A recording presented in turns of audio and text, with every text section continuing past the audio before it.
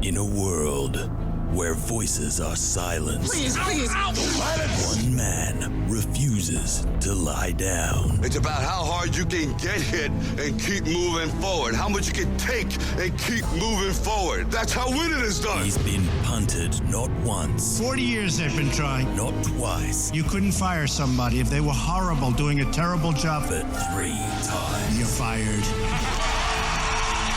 He doesn't tell you what to think, but gives you something to think about.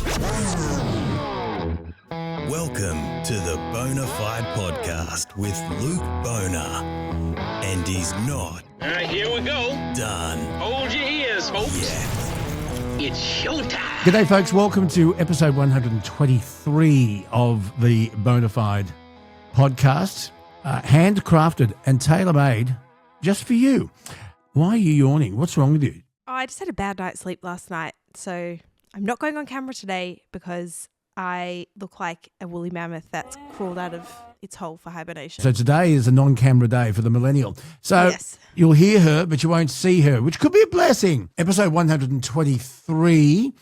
And look, we want to thank you all for your support, for listening, for sharing. And it really works best when you jump in. So leave us a message. The phone number is 0291289311. And you can contact us at community@bonafidepod.com. But leave us a voice message. Remember to follow and subscribe. It helps us find new audiences, which is a good thing. And if there's somebody you'd like us to chase up and have on the podcast, well, let us know and we'll do our very, very best. We're available everywhere, Spotify, YouTube, you name it, we are there. Coming up, Jonathan Kearsley, live from Washington. God, the deal with Iran is off again. The World Cup continues to happen. And just what is Australia's relationship with China? And can we depend on the United States? This week, you heard the news that China dropped a missile very close to Australian waters, fired from a submarine. They said it wasn't a nuclear missile, but it could have been. And it certainly has the capability to be. We were given 2 hours' notice. While China is our number one trade partner, the United States is our biggest defence ally. And if America's relationship with China is on shaky ground, so too may ours. We were treated with the utmost contempt. China doesn't give a rat's ass about us. So we'll have a talk about that and a few other things. Did you know, Luke, that most of the Chinese population is atheist? Is that right? Obviously, they have their culture and tradition is rooted in spirituality, but they don't practice religion. There you go, fun fact of the day. Isn't it? I've got a fun fact for you coming up in a minute. Just wait. You'll love this one. You will love this one. Also, we're going to talk to the CEO of Dry July. Our good mate Adam McDonald is taking part in Dry July. Gillian Odbert is her name. It started off with very meek beginnings. A couple of guys wanted to raise some money for a TV and award. That particular year, I think it was 1998, they raised $250,000, way beyond their expectations. Well, Dry July so far has raised over $100 million for cancer sufferers and cancer research. It's unbelievable. So we'll talk about that. You asked the funniest question. You asked, can we drink non-alcoholic drinks? And I was like, bro, they're not going to kill you. No, I meant non-alcoholic drinks. beer. There's a non-alcoholic beer count. Sounded like you were asking, like, can I drink water? It was probably up there with my FA Cup moment. You might want to cut that one out. Should all Australians take part in a defensive driving course? Ian Luff, who's been doing this for many, many years, says yes, and he'll explain why. How Australian families are going to pay for it? Well, it's obviously going to have to be taxpayer funded, but there is a way. And I'm a firm believer that every Australian child has the right to swimming lessons for free. I also think that we should have better drivers on the road, especially our younger drivers. We'll talk to Ian Luff about that. The Man Cave is coming up. Special guest today, Mike Kelly, who was a former federal politician. He was a colonel in the ADF. He has been to Somalia, Iran, Iraq. He's been Afghanistan. He's been everywhere. And he's got some interesting thoughts on Australia and where we're going. There's a fair bit coming up, so strap in. Did you mention Dan Tehan? Oh, Dan Tehan, the Shadow Minister for Energy. Yeah. Yes, the manager of opposition in the federal government. Very interested to hear from our young nuclear expert. Will Shackle. Will Shackle, big fan of Will Shackle. He thinks Will Shackle has a lot of good things to say, and we'll talk about the possibility of Australia going nuke. So, yeah, there we go. Dan Tehan also coming up. It's a busy show. It is a busy show today.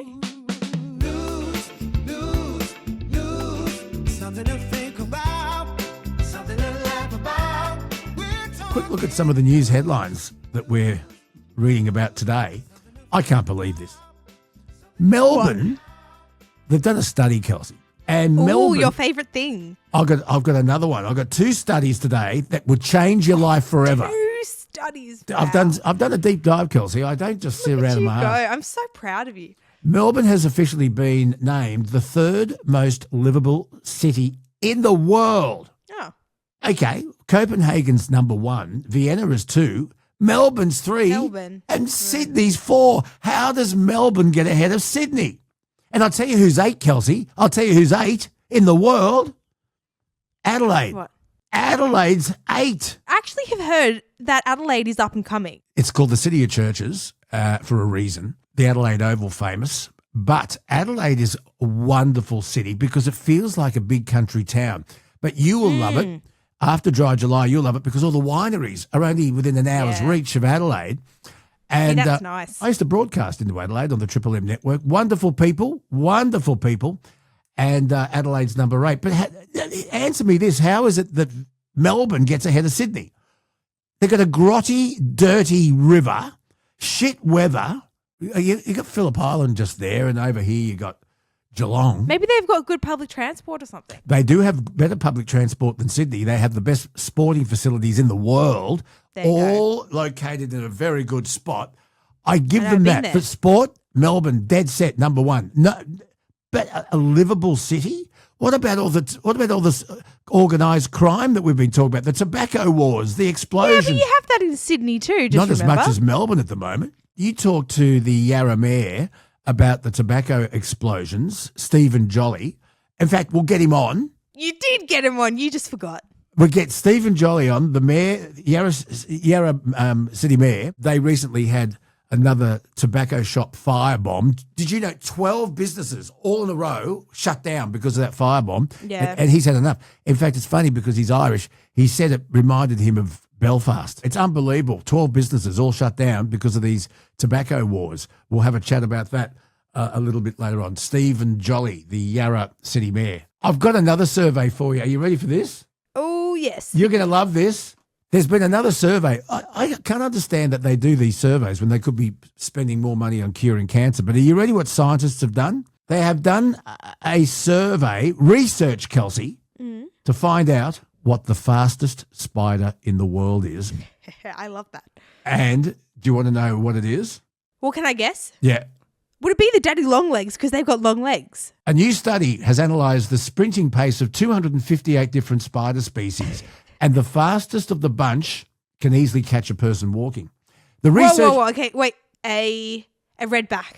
No, a tarantula. The researchers behind the study used a lab setup involving a camera, grid paper mounted on a plastic tray or a metal sheet to see which spider species scampered, that's the word they used, between 2 points the quickest.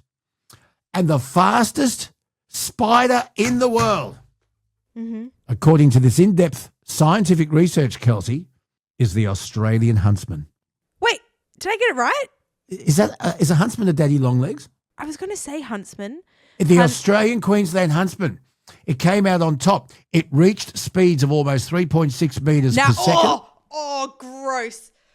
Just- That's not a daddy long legs. Listen, arachnophobe, just sit back for a second. It can sprint at 3.6 metres a second. Now, there is, the traditional way to catch a... By the way, your mother that can deal with anything cannot cope with vomit Yeah, same. or spiders. Yep. So I'm Vomit Boy and Spider-Man. And so whenever there's a huntsman in our house, I have to go and get it. And they're very good for the environment because you know what they do? They eat insects and particularly mosquitoes. So here is You never disrupt a spider's home. because there's a million of them there. But this is when there's one crawling on the wall, right? Yeah. So you get an old Chinese plastic container or a Tupperware dish, you cup it, and then you quickly have to put it over the top. Yeah. but they run so fast you often miss them, and then you chop off some of their legs. Yes. Yeah. So do you know what the official way of catching a huntsman is? I read this. You're supposed to cup your hand and let it crawl into your hand, and then you throw it out the window into the garden. Now, are huntsmen, are they venomous? I did some more research. I asked the question, is the Australian huntsman considered dangerous? While their large size and speed can be intimidating, they are highly reluctant to bite, and their venom is generally mild, causing nothing more than localised pain, swelling, or minor nausea. Oh. There have been no recorded deaths from huntsman bites in Australia. They would rather flee than fight. So grab it with your hand. You might get a sting. Your hand might swell. You might vomit. You might fall over. But you'll live. Well, and then throw it out into the garden. Well, Go on. Luke, I've got some bad news for you, Bear. Did you know that almost every spider you catch from inside and put outside dies? We'll get back in. No, it dies. You think you're doing the right thing by relocating the spider outside? Wrong. How do you just know? killed Did they track the him? spider. Did they I put learned this recently. Did they put a tracking device? I want to know what research you're drawing. If they can test how fast these guys run, they will know if they die. What? So relocating typical indoor house spiders outside is essentially a death sentence. These are indoor spiders like the common American house spider or the daddy longleg spider. They have evolved alongside humans for thousands of years. They lack the survival skills, dietary adaptations, and weather resistance to make it in the wild. So they often die from climate shock, so from going from a relatively warm environment to a cold environment, starvation because they've become accustomed to catching the bugs inside of our home, and also they're exposed to predators like birds and stuff outside. Well, so they're always exposed to predators like birds. But what if it's only just crawled in the window and you get it and put it straight back out? How long does it take a huntsman to acclimatise in your average Australian toilet? I don't know. It freaks me out though. Anyway, there you go. Australia holds the record for the fastest spider on the planet, according to deep scientific research. I love it. Hey, did you know, this is really sad, when Jacob played junior rugby league, some of the behaviour of the parents was just abominable. Yeah. And a lot of sporting organisations have taken great steps and lengths to inform parents to behave, which is why would you need to? I know. Did you know that Canberra local soccer officials are calling for players, coaches and spectators to be respectful to referees? You want to know why? Last year, 56% of the ACT's football referees left. They've had enough. What? They're gone. Unbelievable. Just from parents being abusive. I had a guy ring me on the wireless one morning, and he was a junior referee, rugby league, and the game didn't go a certain way, and he got knocked out. Someone threw a rock at him as he was walking to his car in a car park. Police were called. There was no CCTV. There were eyewitnesses. And he was awaiting to see what the police investigation was. This was a few years ago now, but he was a junior referee and a parent threw a rock at his head. I'm not kidding. Can you stop yawning, please? It's very rude to our listeners who are struggling enough to stay awake during this dribble, and you're only You watch how many people will start yawning now. In fact, let's do it now. You yawn, and you watch how many people yawn. You ready? 1, 2, 3. No. Just thinking about it. Why is it that when you see someone yawn, you want to yawn yourself? I don't know. It's about time we got Dr. Carl back on. I know that he's been missing for a while, but he would know the answer. Anyway, if you've got a story about bad parents' behaviour at a junior sporting match, let us know. Tell us your story and let's shame them and name them. 0291289311. Oh, there's been some feedback to the Albo Shag Marry Date radio thing. What's happened here? I put up a poll on Spotify and I also put up a poll on YouTube.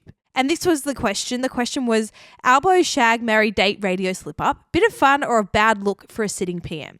And the options were bit of fun, everyone needs to relax, not a great look, read the room PM, and don't care, this shouldn't even be news, right? Mm-hmm. So the Spotify listeners voted 50% to bit of fun, everyone needs to relax, and the other 50% went to don't care, this shouldn't even be news, right? Yeah. So they're pretty chill, I guess. YouTube, very different story. On YouTube, 3% of people voted bit of fun, everyone needs to relax.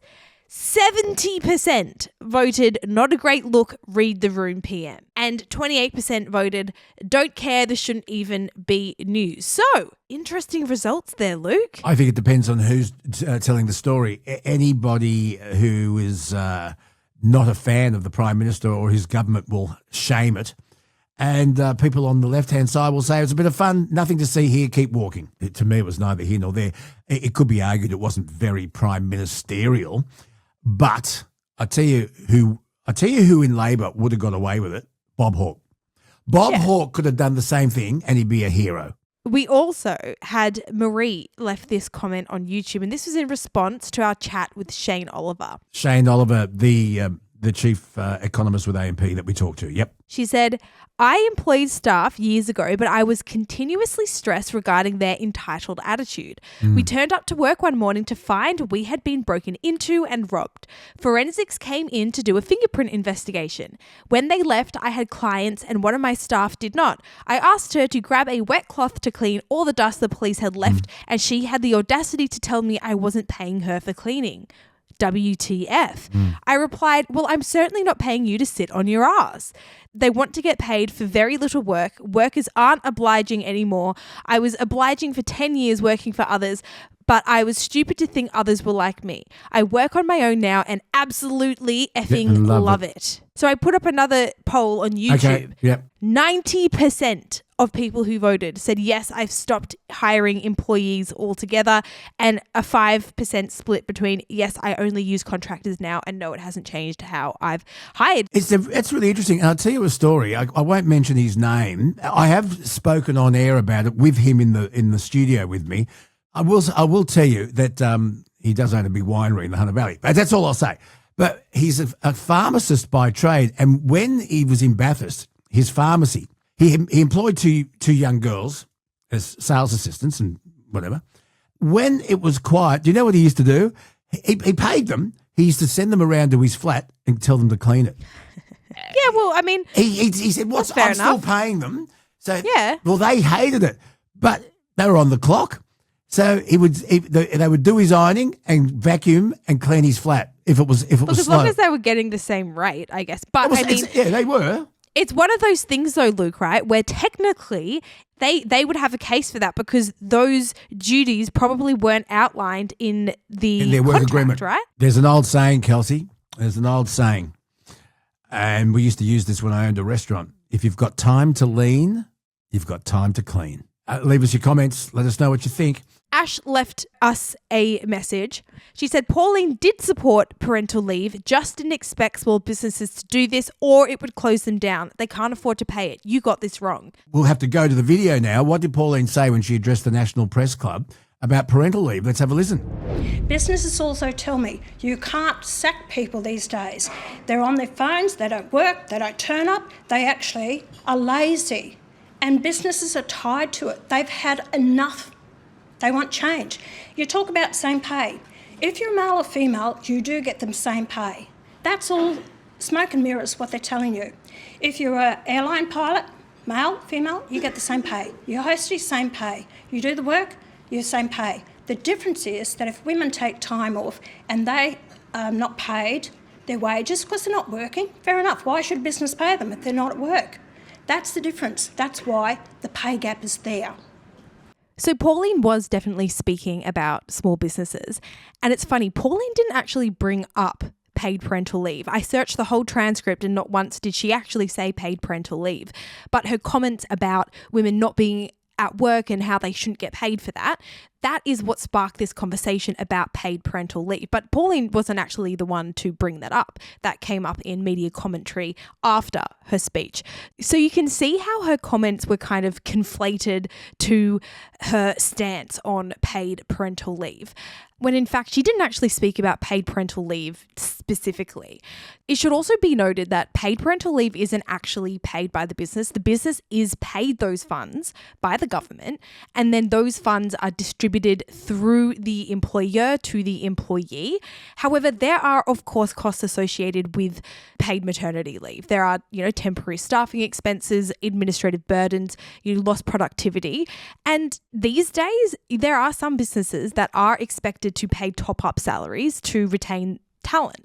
So I guess it depends on the industry that you're in, and, there's lots of different factors, but, there is still a cost on businesses. And I guess that is what Pauline is talking about here, but I guess we'll have to see what she says about this next time we chat. I will tell you what will happen. Businesses, when they go to interview for jobs, will not employ any woman of a childbearing age. They won't say that during the interview. You just won't get the job. Do you think there should be extra help for small businesses paying out Absolutely, I think leave? there should. We talked about Australia's dwindling child birth rate. If we want to encourage Australians to have children, something's got to happen, or don't complain about immigration. Of course, there has to be something done to encourage people to have babies, and part of that is you have the right to work. You want to work, but you can't work when you're heavily pregnant or when your baby's at home, especially if you want to stay home with the child, because childcare is, crippling. So expensive. So something's got to happen, because if Pauline's right and small businesses are really struggling with having to pay for maternity or paternity leave, they just won't hire anyone of that age. They just won't do it. It won't. Yeah, what's this about the soccer flopping?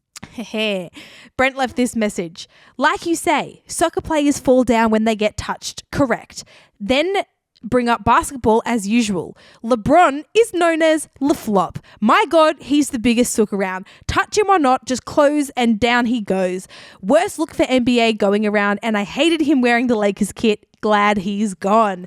Oh, we got a LeBron hater. Well, he is going, but he's going to stay in the NBA for one more year, so he'll be 42 going on 43 if he retires at the end of next year. Sounds like Brent saying he needs to go now. Well, he's not going anywhere, and he's still a massive contributor.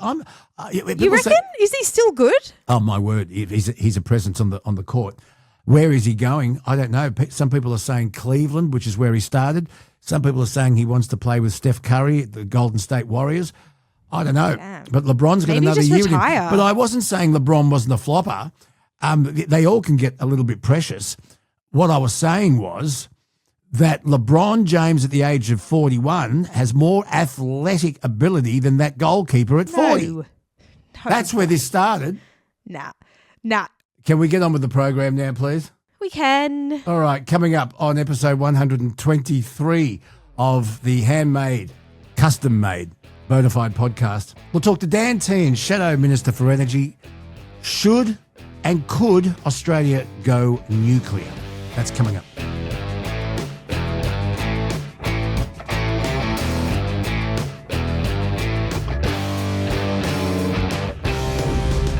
Well, I thought it was about time, especially after our interesting chat with Will Shackle, the founder of Nuclear for Australia. I thought, well, why don't we go and see what the coalition have in mind for the future of Australia's energy needs, and a few other things too. So Shadow Energy Minister is Dan Tehan, and he joins me again here on the Bonafide podcast. Good to talk to you. Luke, pleasure to be back, and enjoyed it last time, and looking forward to our conversation this afternoon. Well, look, there's a lot we can talk about, but I do want to jump into Australia's energy needs, and we will have a bit of fun, I promise you, Dan. It's not going to be all business. No, you're right, that's fine. But I spoke again, actually for the first time on the Bonafide podcast, but I've spoken to young Will Shackle many times on other radio platforms. Will is in his second year at ANU now, but I first spoke to him when he was 16, and he's the founder of Nuclear for Australia, and he's at a nuclear conference in Vienna, or he was when I spoke to him. Now, he's very passionate. He thinks that renewables are not the answer. They might be, renewables are a great thing when you want to go off the grid and you want everything to be natural and wonderful and hold hands and sing Kumbaya. He's not also 100% satisfied that coal-fired power is also sustainable and the way to go. And he's a big fan of nuclear power. So Dan Tehan, Shadow Energy Minister, you'd know Will Shackle. He's very... I know Will well, and what an impressive young man.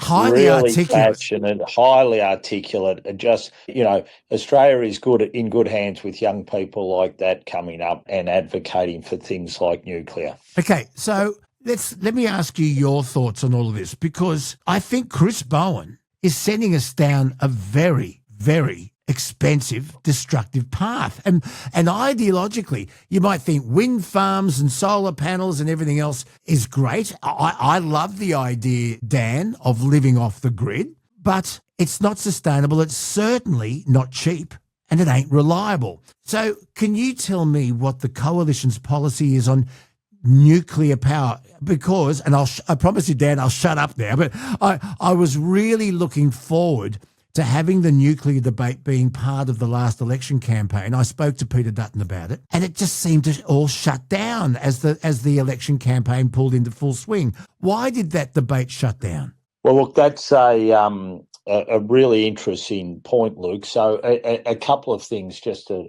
discuss here. First of all, Chris Bowen is running Australia's energy policy based on his misaligned ideology. And all he wants to do is go 100% renewables, and he doesn't care what the consequences are. And it's utter madness because, as you say, renewables in the right place. If people want to go off grid, good luck to them, especially if they can afford to do it, put in solar and big battery, etc. But we have to be able to power our economy for the future, and including a future which is going to be heavily dependent on AI, on data centres, and on being able to produce a lot of energy. And you just can't do it with wind and solar. And that's why nuclear, amongst every other advanced economy in the world pretty much, is part of the equation. It's either part of the existing equation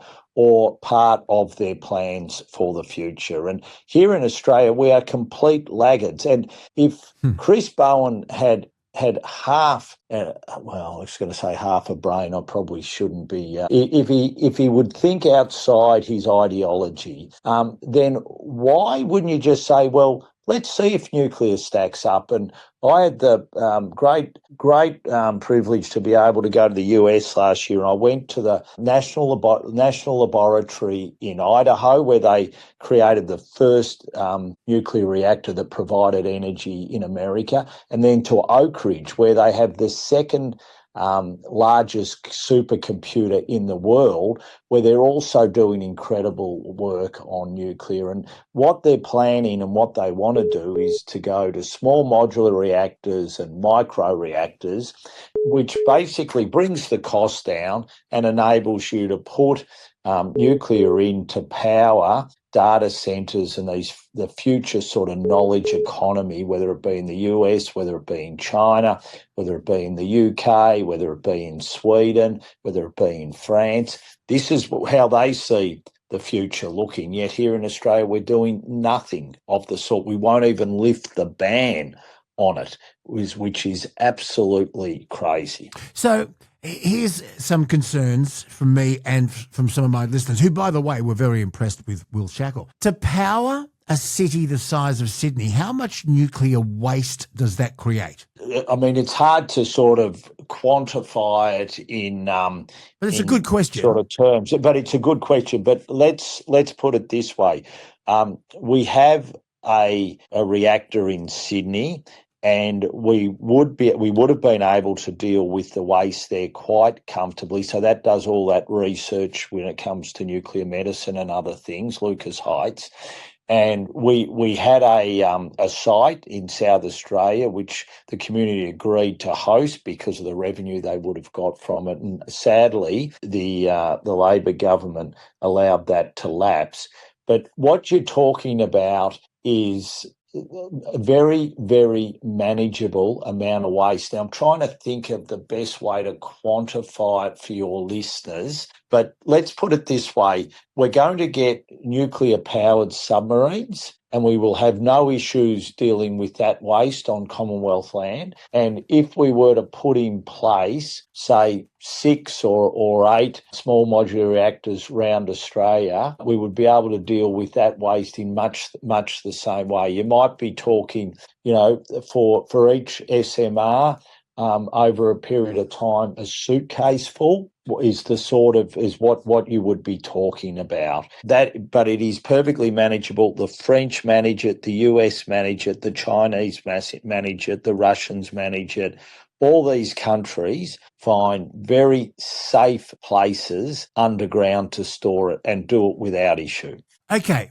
Now, this is adding to my confusion, Dan, and I think to a lot of people's confusion. Net zero. Now, do you remember when Penny Wong was asked in the Senate to define net zero emissions? And she was say, in layman's terms, can you please explain what net zero emissions mean? It was during Senate question time.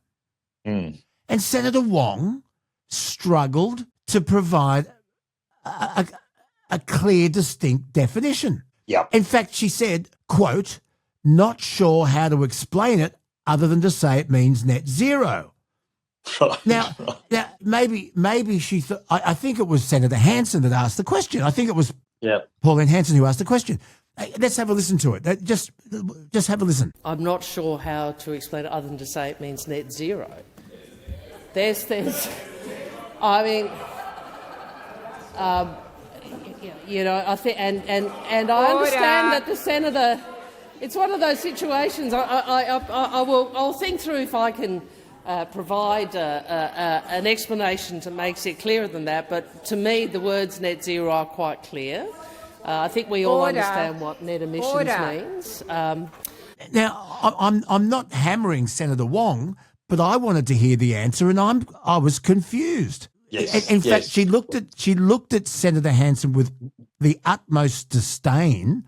Asking her the question. For asking what it actually means. What did you make of that? Well, it just shows you how the Albanese Labor government have no clue what they're doing.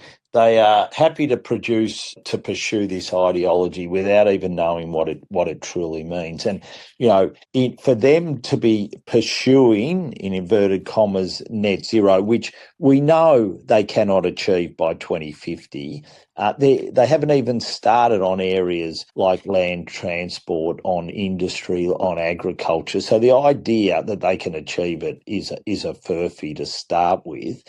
But the fact that they can't define it makes it even worse, because their policies in the electricity sector is killing industry in this economy, because they have a thing called the safeguard mechanism they've put in place, which is like a carbon tax, which is literally shutting industry in this country. And it is just madness what they are doing at a time when every other country is pursuing energy abundance. The Labor government is pursuing energy restriction. They're trying to restrict the amount, shut coal, not invest. They don't want investment in gas, and they won't even look at nuclear. And we're going to be all the poorer for it.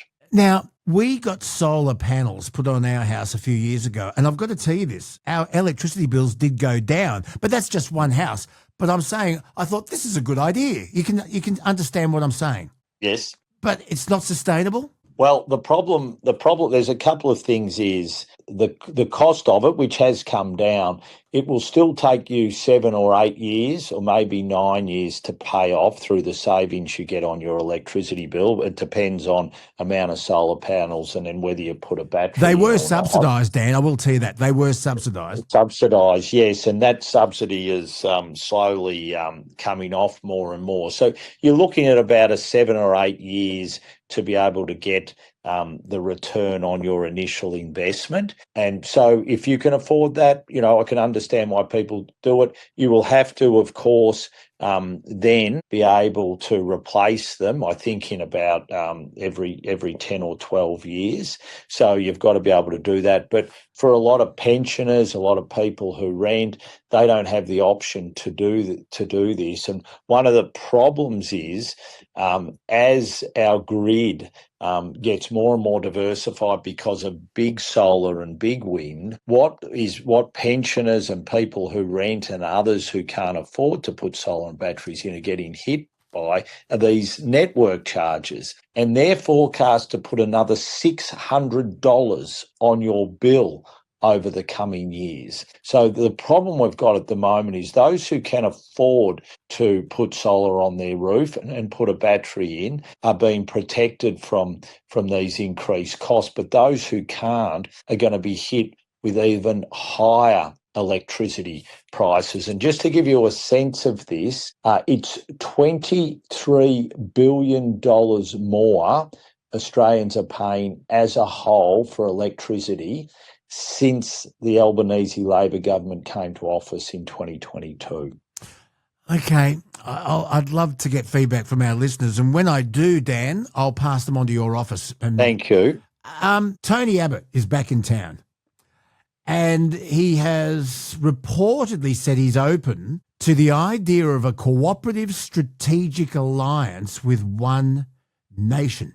Now, One Nation obviously receiving a lot of positive feedback in the polls. They're somehow really resonating with Conservative voters at the moment. 2 years to go to the next election, though.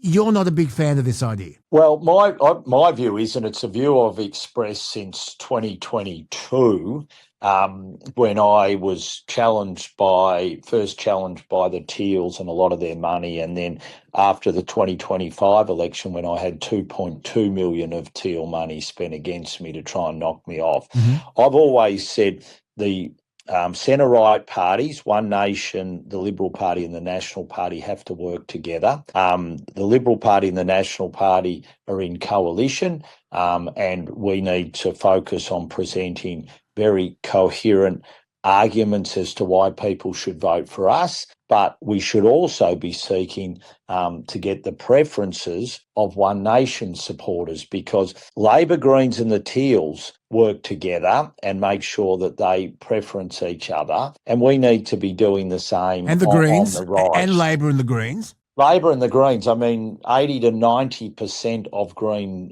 preferences go to Labor. Now, what we've been bad at on the right side of politics is getting the preference flows right. And I even say this about the Palmer United Party or whatever form that it takes. So really, we should all be working to knock off Labor and the Greens and the Teals. I've got no issues whatsoever of all the centre-right parties working together. All I've said is, as a coalition, it's the Liberal and National Party, and then you've got One Nation and the others that obviously we should, be after their preferences in the same way that Labor works with the Greens and the Teals and seeks their preferences. Okay.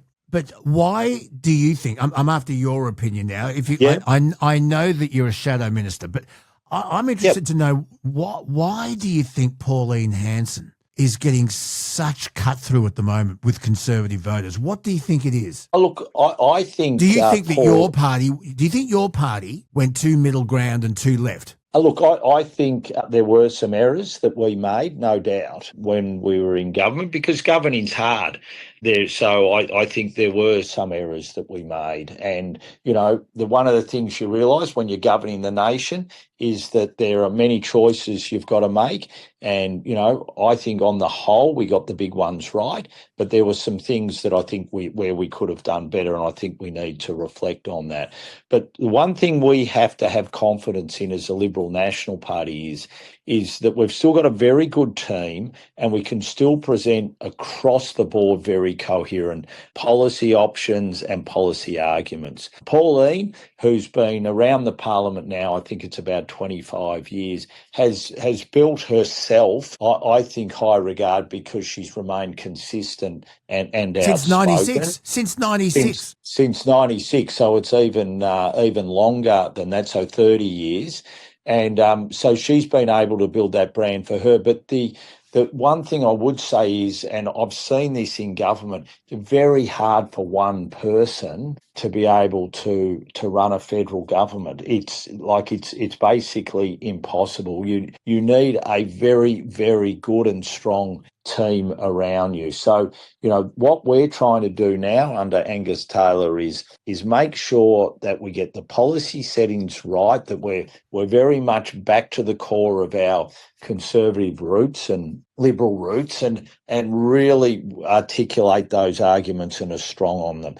In the end, and I'll just finish at Sorry, this point, Dan, sorry. ask the question, no, because I think this is an important one. You have to remember, we went through a lot of soul searching in the mid 80s, early 90s, when you had the Peacock Howard debates and discussion, everything like that. In the end, John Howard went back to just very good basics, grassroots politics that worked. And that's what Tony Abbott did after Rudd Gillard Rudd. And this is what we've got to get back to now. And I think Angus Taylor knows and understands that. That's why I say we. I know he knows it. I don't know if he understands it, because since the dethroning Susan Lee, and every Conservative said that had to happen, the polls are showing Angus Taylor's still not getting through. The coalition.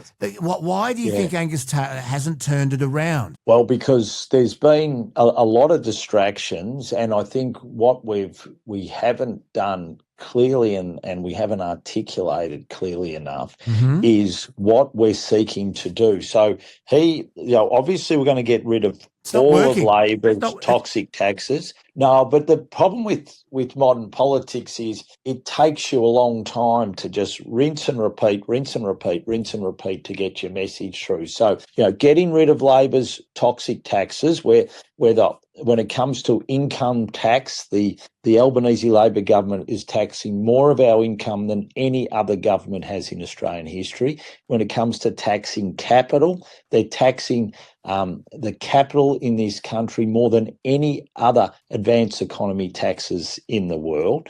We are going to pursue net zero, so that we're going to get rid of the safeguard mechanism, their taxes on cars, their taxes on everything else when it comes to our energy system, so that we can provide abundant and affordable energy to everyone. We're going to get rid of Labor's mass migration approach, and we're going to make sure that migration is set along with the amount of houses that are being built in this nation, a very sensible approach.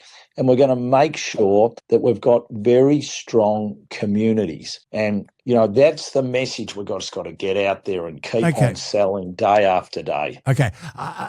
Because I know you're going to go soon, but I've got to ask you, you just mentioned houses. Yep. We have a supply problem. Tell me this, Dan Tehan, how are you, if you come to government, how would you go about building more affordable houses? I've got kids, young kids in their 30s now, who have probably come to the realisation they'll never, ever be able to afford to buy in Sydney.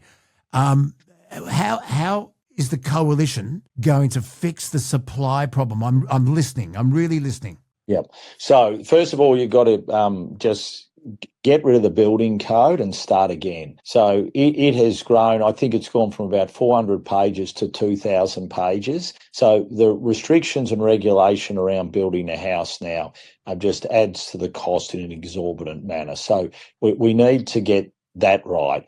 We've got to make sure that we encourage investment in housing. So you get rid of Labor's toxic taxes, which are actually preventing more houses getting built. You've got to make sure that you've got the tradies. So you've got to invest in apprentices, and you've got the tradies who can get out there and build the houses. How do this is the question. I was talking to my son, who's a tradie, lives at Ulladulla, and all his mates are tradies, and they cannot find an apprentice. How do we encourage young Australians to become tradies?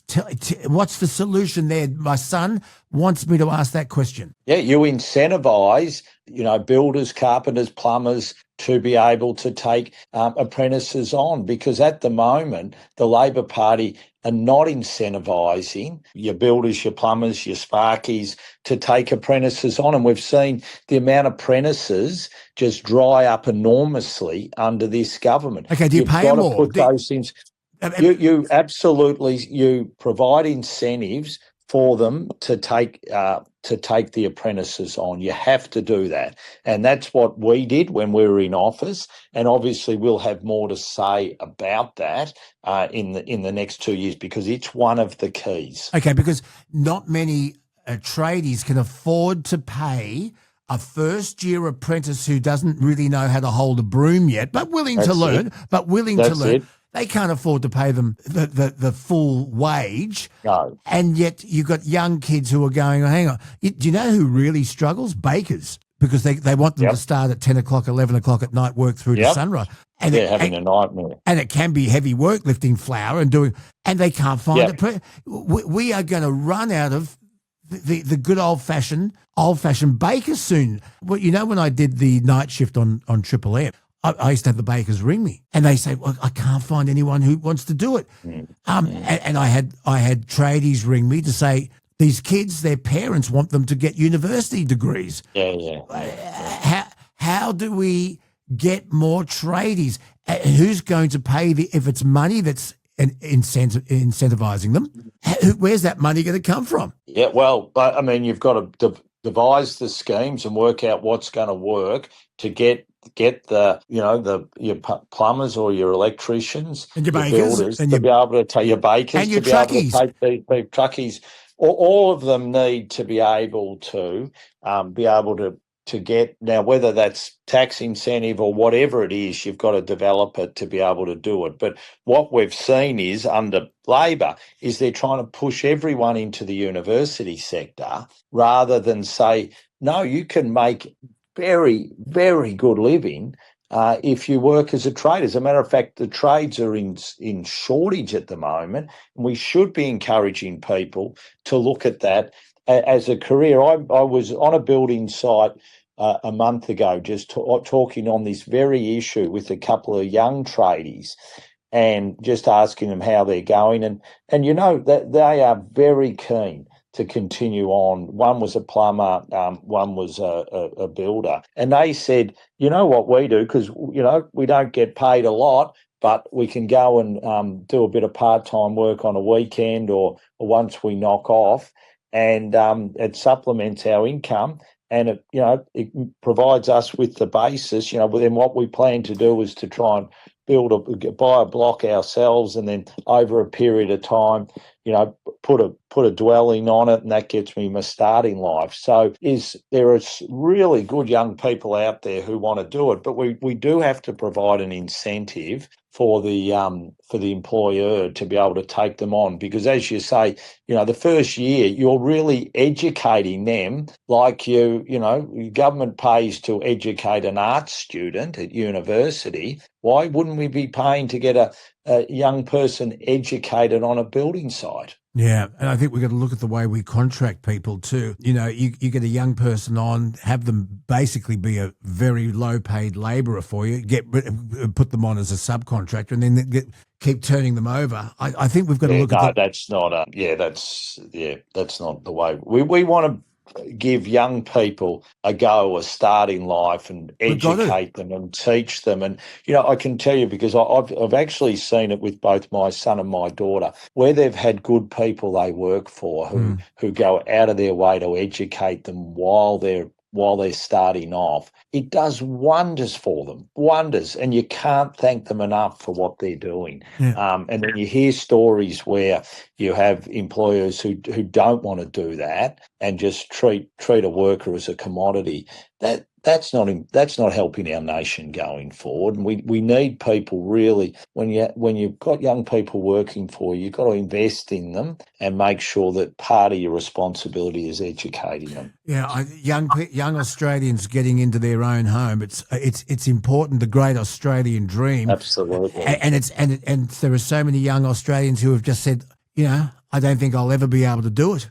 I just don't think. Yep. And that's sad. Yeah, it is. It's sad. I think we've got to somehow build that workforce. And the money, once you do your apprenticeship, they can see the money's there. God, anyone listening, when was the last time you called a plumber or a sparky to your house? Yes. They're earning good. We've all been there. Because they're in demand.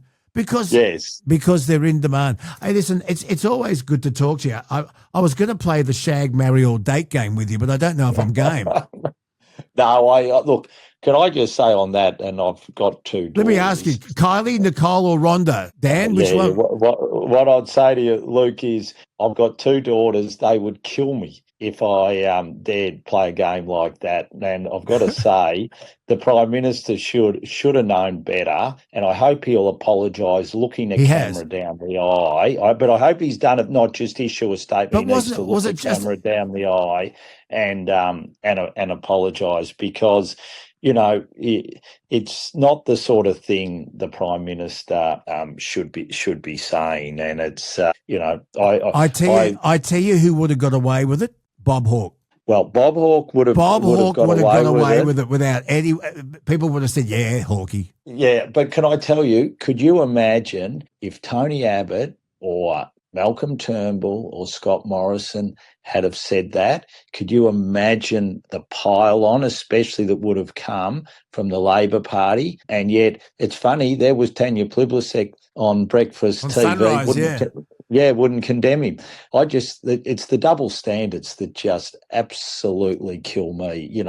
If I'd have said that, they would have been calling for me to resign, and yet they won't. When it's one of theirs, they all just say, "Oh no, that's fine. Oh no, he didn't mean it. It was whatever." But I can tell you, if I said it, my daughters would have torn me a new one. I can tell you. So Kylie, Nicole, Rhonda, you're not gonna. No, all I'm going to say is, for someone my age, you're better off not playing those games. Yes, move on. Hey, yes. Dan Tehan, thank you so much for your time. Always good to talk. Let's get you back soon, hey? I would love to, Luke. Good on you. Cheers, bye. Okay, there you go. Well, what do you make of all of that? That's the Shadow Energy Minister, Dan Tehan. Laughter that brighten my day, got the bluesy rhythm, but it's swinging my way. Oh, I got the look on a blues. Well, the recent spate of bombings going on in this country surrounding tobacco stores and illegal sale of tobacco is now completely out of hand. You've recently seen the bombings in Melbourne. In fact, every day you wake up to Sunrise or the Today Show and there's another tobacco store that's been firebombed. We saw a fire in Richmond, in Melbourne, just the other day. It looked like Beirut. In fact, they're the words of the Yarra City Council Mayor Stephen Jolly. This retail strip where he works is out of control. This Melbourne mayor has delivered a scathing assessment of the state of his city after a spate of devastating firebombings, which have now been directly linked to the tobacco wars. Up to 12 businesses have been destroyed, and that was on Monday. 12, when a tobacco shop in Richmond was rammed, satellite, sparking a massive inferno. And you've probably all by now seen the footage. It's just horrific. Now, the Mayor of Tasmania, Premier Jeremy Rockcliffe, has called to the federal government to cut the tobacco excise. He argues that the current settings are fueling this illegal activity. I've been saying it forever. And it's devastating. Mr. Rockcliffe said current federal settings were undermining statewide efforts to stamp out the illicit trade. Now, the arguments for and against getting rid of the tobacco excise are there, but I said it a long time ago. If you have a product that is highly, highly addictive and you price it out of most people's reach, you create a black market. And that's exactly what's happened. And these tobacco wars are now out of control. I mean, once upon a time, you used to see tattoo parlours going up in flames, and that was bikie wars. Well, this tobacco war has well and truly eclipsed that. So what's the answer? So the proposal is to reduce the tobacco excise by up to at least 50% and freeze indexation. Now, the economic rationale is lowering legal prices to compete directly with illicit traders, which, by the way, makes up to an estimated 80% of total nicotine consumption, could draw consumers back to the legal market, and that would increase tax revenue and it would reduce crime. Yarra City Council Mayor Stephen Jolly has had enough of this, and he joins us on the Bonafide podcast now. Mayor Stephen Jolly, g'day and welcome to the Bonafide podcast for your very first time. Yeah, great pleasure. Thank you. I wish it was under better circumstances than which we're talking, because you were quoted, and I watched the footage. We all watched the footage of what was going on in your electorate. And you said, and I don't want to misquote you, you said it looked like Belfast. It certainly did. It certainly did. Up to 12 businesses destroyed. A tobacco shop in Richmond rammed, set alight, a massive inferno. It was frightening to watch, and you've got to keep saying to yourself, this is Australia. No, it's pretty surreal. I know that's an overused term, but I think it's precise for this situation. The whole building that housed, 9, 10, 11 shops could well have to be demolished now. You'll have a big hole on Victoria Street. For those of you listeners who don't know, Victoria Street in North Richmond it's a big Vietnamese area historically. Yep. But it's also, unfortunately, the sort of ground zero for the heroin and ice industry in Melbourne. And they've had a lot of challenges there. So they need this like a hole in the head. And literally, you've got essentially a big hole there. Businesses that are going to be shut permanently from that are like a massage parlor, an optometrist, a beauty parlor, a pizza shop, an accountancy firm, Chinese medicine, a Malaysian restaurant, a nail salon. There's 30 people will lose their jobs. Obviously, the businesses are stuffed. And the optometrists, just for example, they lost $100,000 worth of stock, like glasses and contact lenses. Wow. The accountancy firm lost all their records and 7 staff. So it's obviously different than Northern Ireland. There was a low-level civil war there in the 70s and 80s and early 90s, and 3,000 people died. We've only had 1 death so far, which was obviously extremely tragic with these tobacco wars in Melbourne. But visually, it looked the same. And only but for the grace of God, people weren't killed. And if it keeps going on, who knows what could happen. So when I woke up that morning in Richmond, you could actually smell an acrid sort of pungent smell through I thought it was a bushfire, and the winds were just pushing a bushfire. Right. Then I remembered it was winter. How could it be a bushfire? And then the phone started ringing, and there you have it, It's frightening stuff. And anyone, for example, I spoke to a shop owner in Sydney who had a tobacco store open up in their row of shops. And he said that his insurance for his shop, which was 4 shops down, doubled. He said all the other shops' insurance doubled. No one wanted to live in the flat above it. It's just absolute chaos. It's frightening stuff. And until, we get on top of this war, because that's what it is, there's got to be, I think, one of the solutions going forward is some type of restriction on rental agreements with tobacco shops. Because if they move in next door to you on a shopping strip or into a shopping centre, God, you'd be absolutely shitting yourself, as if you were the neighbour for obvious reasons. So in the same way, if I'm leasing out my property and somebody comes along with a boombox over their shoulder and a bag of coke hanging out of their pocket, I'm probably not going to give them the lease. Do you know what I mean?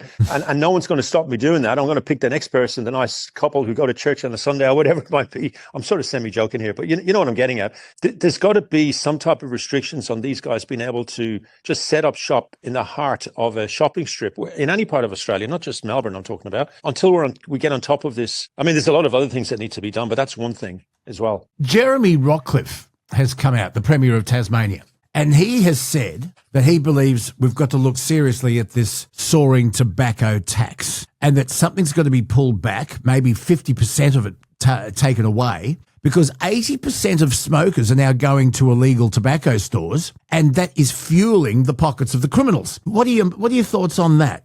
Well, the road to hell is paved with good intentions. And, I think that the federal government, in trying to tax tobacco to obviously make a quid for themselves, but also to stop people dying of cancer, I sort of get that to a certain degree. But then you get to a stage where it's like a scissors effect. The scissors is so wide. I mean, we saw this with alcohol in the 20s in the USA in the 1920s. Prohibition. Yeah. Exactly, with prohibition, there's a black market develops. You see it all the time. What percentage of Americans take cocaine now in the United States, and that's just feeding a massive export from Central and South America. No amount of DEA helicopters and jailing gang lords for 120 million years is going to stop it until the market is ended, or alternatively, we look at these illicit drugs in a different way. And I think in relation to tobacco, I think it's going so far now. I think it's common knowledge now that you can make more money selling illegal tobacco than you can selling drugs, and that's where the nefarious players are moving to. Because they can make so much money from tobacco, and it's sort of semi-legal because the people who are buying cheap cigarettes. Why would you buy a $60, $55 packet of Styvies at Coles when you can get them for $15, $20 in a shop on your main street? Yeah. So Yeah, I think that has to be part of the solution too. We need to just scratch our heads and say, is it working? And I think he might have been onto something, the Tasmanian. Yeah, well, he's not the only one, but if you regulate something that's addictive, bring the price down, get rid of the criminal element, then the government also gets a tax out of it. At the moment, the government's missing out on all that tax because 80% of smokers are going to illegal tobacco stores. Yeah, that's right. And it's getting to the stage now where the police are trying their best, to really deal with this, but it's so entrenched. We've got to come at it from a different direction. And I think that the current policy of high taxation on tobacco, we need a debate around that, an open debate in Australian society for sure. Okay, so let's talk about the gangs and the tobacco drug lords that are running this thing. The police, I think, because they call it a Castex, they do you believe they know who's behind this and they can do a better job of stopping it? Because my understanding is these organised crime or criminal gangs, they recruit young kids, and the kids don't know who they're working for, but they recruit them, offer them money to steal a car, ram raid and set light to the place. Yeah, it's uber crime.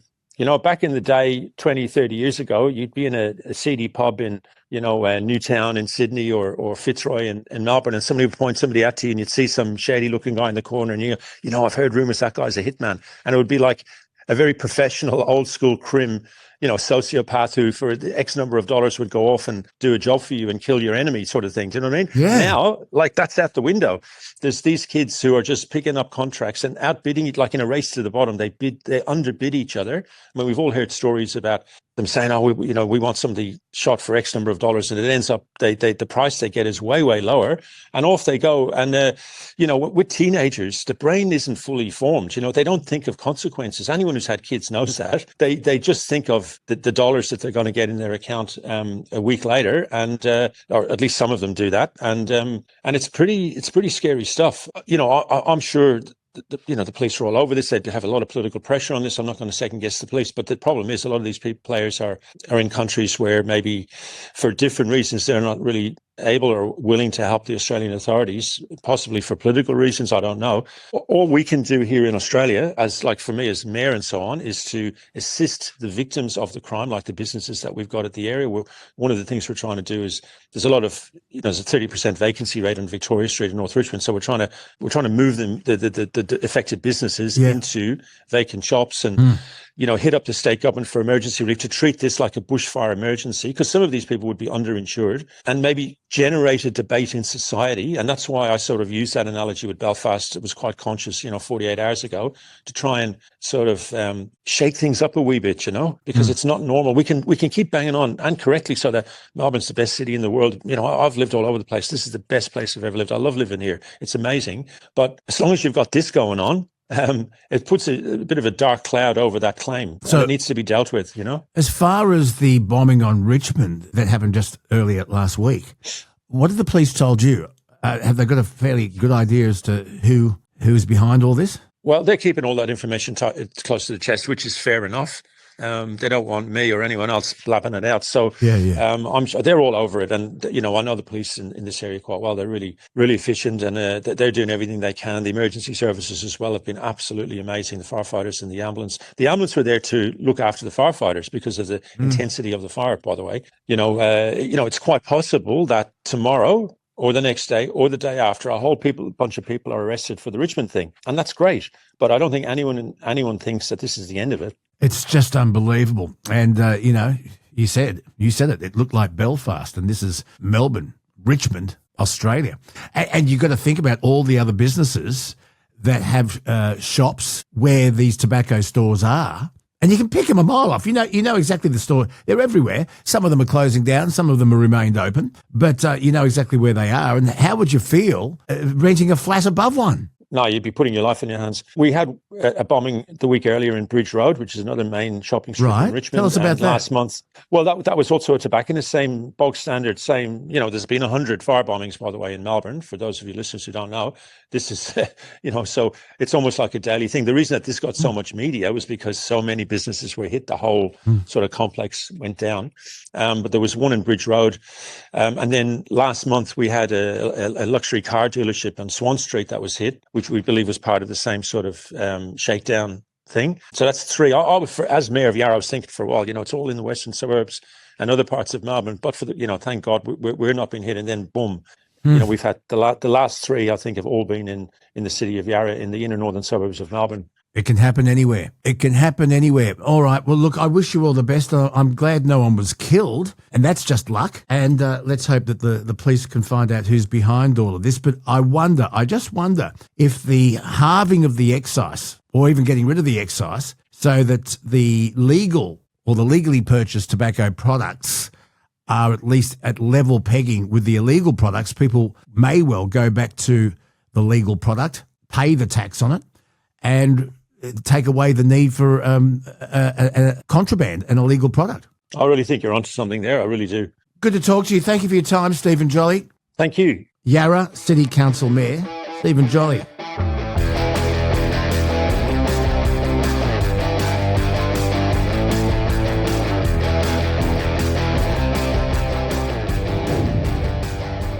Adam McDonald, he has decided to jump on board Dry July. Now, the vice captain is quite fond of a red. Any Shiraz will do. But he's decided to jump on board Dry July for a very good reason. But I thought, why don't we talk about how Dry July began? Because I think it was back in about 2000. And there were 3 mates who wanted to take a break from alcohol. And they decided to abstain for the month of July. And there it was, Dry July.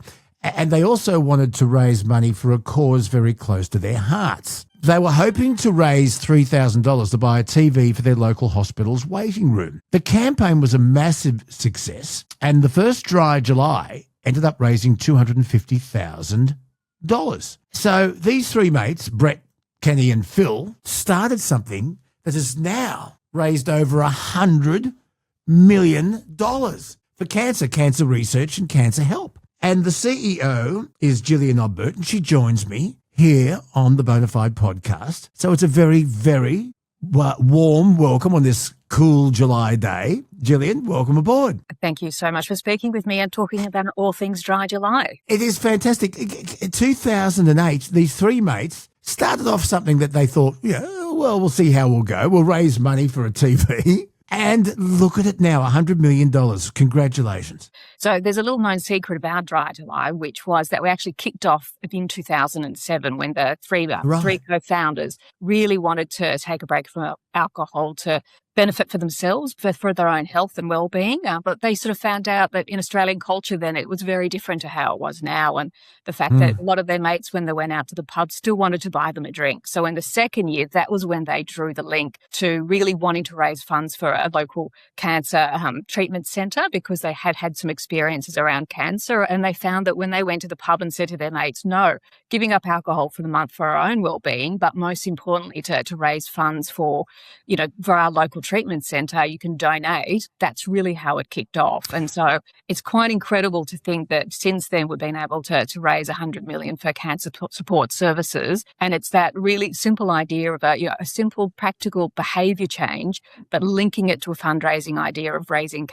fundraising for cancer support that really has become part of national culture. Where are those 3 mates now, Brett and Kenny and Phil? They're all still here, and they're all still highly involved. They're all on the board of Dry July and still actively involved in every single campaign since then. So how did you, I don't want to focus on you because you're very modest, but how did you get involved? You're CEO. So I got involved about 5 years ago. So this is about my 5th campaign. And I think, like a lot of Australians, I've had a lot of cancer impact in my family, and I've seen the impact in people around me. And what I really am passionate about with Dry July is, there is a lot of charities who do great sort of fundraising for cancer research. But Dry July really is around the here and now and the whole person. So we really focus on those things that can make an impact while someone is going through their cancer experience. And it might be something about having access to a cancer specialist nurse to be able to get really important, timely information when you're either going through diagnosis or treatment. It might be able to actually have wellness programs that really focus on the whole person and their rehabilitation. It's around their confidence, about their connection to community. It can be treatment, transport to treatment and accommodation. So all of those things that make what is a really hard time in a person's life a little bit easier. Because we are a funny mob, Australians. If somebody is saying no to something that's kind of traditional and the norm, there can be a lot of peer pressure. For example, someone wanting to give up smoking. As soon as they say, I'm off the smokes, they feel that as though they're under a lot of pressure, and giving up smoking is a lifelong thing. This is just for 1 month. But these three mates going to a pub and saying no, they put themselves under the microscope, didn't they? Yeah, they certainly did. And I think that it's really proud to see that not only have, had such a big impact in terms of cancer support, but have been really part of that, I guess, cultural change in Australia about sober curiosity as well. As you say, this really much is about, absenteeism for the month. We're saying give up for 31 days, raise some funds, do something good for yourself and do something good for others. It's funny, because I look at other great causes. Can I name one? Pink Ribbon Day and breast cancer awareness and the McGrath Foundation. Hasn't Australia embraced that? We certainly have, which is really exciting to see. I think when you can see those type of organisations get that national lift, and, all of the support that they have from all across Australia, it really is exciting and something that we're highly appreciative of. And often there's a gimmick that goes with it. The pink ribbon is great. Everyone can see that you're contributing. And remember Red Nose Day, and you'd wear your red nose or put one on your car. So what can we get that tells people we're having a crack and maybe you'd like to join me? So for Dry July, we always talk about the upturned glass. That's the symbol for us. To say that we're not drinking this month. But also, there's all sorts of different, ways that we support in terms of fundraising to be able to help people to get that word out to their support network. And there's certainly lots of ways to be able to do that, either directly or through social media. But it's really, that conversation, I think, is the biggest piece, being able to say, this is what I've chosen to do. One of the other ways I find that, can really make a difference is the fact that people do it as teams. You do it as part of your family team, your workplace team, it might be a social team, and then you're really giving each other that motivation as well. And you're it's a much stronger message then that you're all giving up for July and raising those important funds. All right, look, I won't keep you long, but I've got to ask you, does it only apply to alcoholic drinks? Can you have non-alcoholic drinks?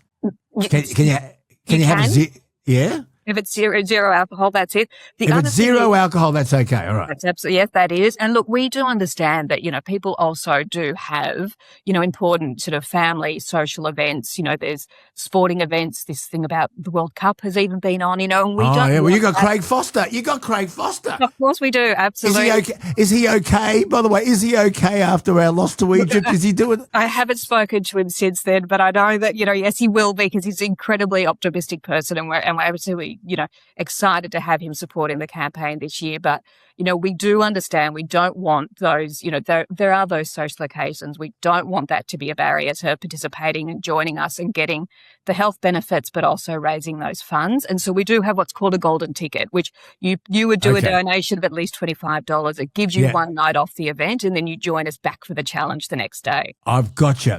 What was the reaction from the Hotels Association?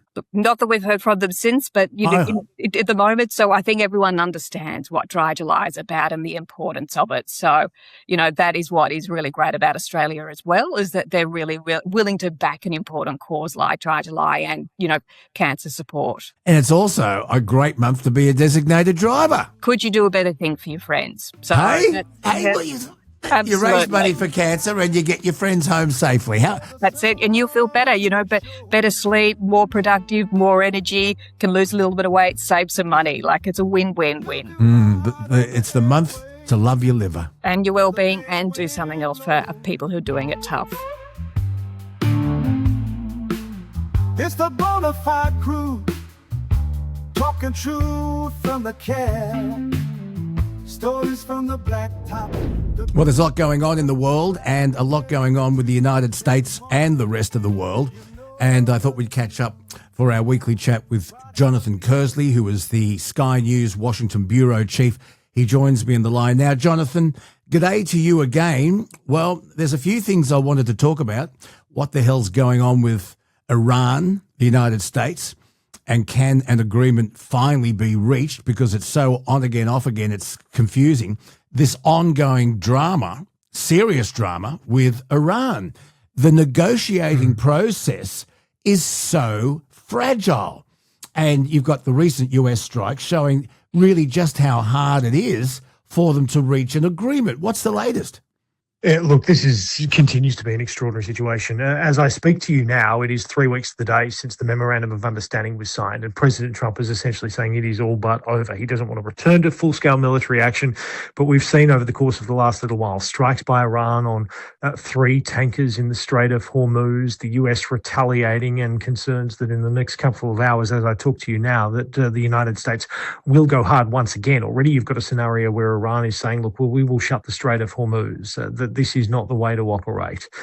There has been phone conversations between the Iranians and the Qataris trying to sort of calm things down a little bit. The Qataris have been dealing very closely with the United States as mediators in this conflict. So clearly they are trying to get a sense from the Iranians about what are you up to? What's going on with this and where is this headed? President Trump has been at NATO making his way back to the United States, and he was ropeable with the Iranian regime. He called them cuckoo, liars, cheaters. And remember, these are leaders that not too long ago he said were very reasonable people. Now his justification for changing his mind is saying, look, well, I've got to know them. So the concern now, as I speak to you now, is once again, this situation in the Middle East is very much on the precipice. And if more strikes are launched by the United States, well, the question will be, how is Iran going to follow, and where does this 60-day memorandum of understanding go to from here? President saying it's over, but the negotiations will continue. The negotiators want to keep talking, but as far as he's concerned, he's gone as far as calling them scum today. So how they move forward from this scenario now, well, that's anybody's guess. But once again, the eyes of the world are watching the region, and they're watching the oil prices too, because with concerns about the conflict rising once again, well, so too does the oil price. Yeah. And one more thing, and I wonder how this is going to go towards the United States relationship with Russia, if there is one, because Ukraine has now been given a license to produce Patriot missiles, and these Patriots are apparently highly effective against Russia's ballistic missiles, but they have lengthy production times. How is this going to go down with Russia? It's not going to sit well, quite plainly, because you've got a situation now where the United States is saying to Ukraine, President Trump sitting alongside Volodymyr Zelensky at NATO, saying, look, we will look at allowing Ukraine the right to produce the Patriot missile system, which is an extraordinary move. He said, oh, look, we haven't told the company yet, but that shouldn't be a problem. The Patriots have been highly effective for the Ukrainians against Russia. As you mentioned, they've been one of the significant tools in the armour, if you like, a defensive capability. They're used to fire on sort of incoming missiles and incoming projectiles that can get into a country's airspace. But at the same time, while President Trump was saying that about, yes, we will allow Ukraine to produce these, which is significant in its own right, allowing this American manufacturing hardware, military might to be built by another country for another country is just quite simply extraordinary. And clearly there's a lot of money that is going to be involved in this, or even, as President Trump may well have been suggesting, a look at Ukraine's critical minerals, its rare earths, which are highly valuable. But at the same time, as President Trump was saying all of that, at the same time, he's talking about he will speak with Volodymyr Zelensky very, very soon, with Vladimir Putin very, very soon. He's never asked him when he wants to end the war, and he will start doing that. But so it was a very interesting dynamic watching this conversation with Volodymyr Zelensky and Donald Trump. I was at the White House when we had that famous blow up in February of last year, and the extraordinary scenes that followed at that time. But now you've got it was a much warmer, much friendlier relationship between Volodymyr Zelensky and Donald Trump. And there is hope, once again. We talk about the idea of hope that this conflict can end. But the real question is when. I mean, Russia's going to have to change its position substantially about what it wants out of this conflict and what it wants out of any sort of peace deal. Now, President Trump and Volodymyr Zelensky have suggested that there is wiggle room from Russia, that they have shifted their position somewhat because they are are suffering troop losses.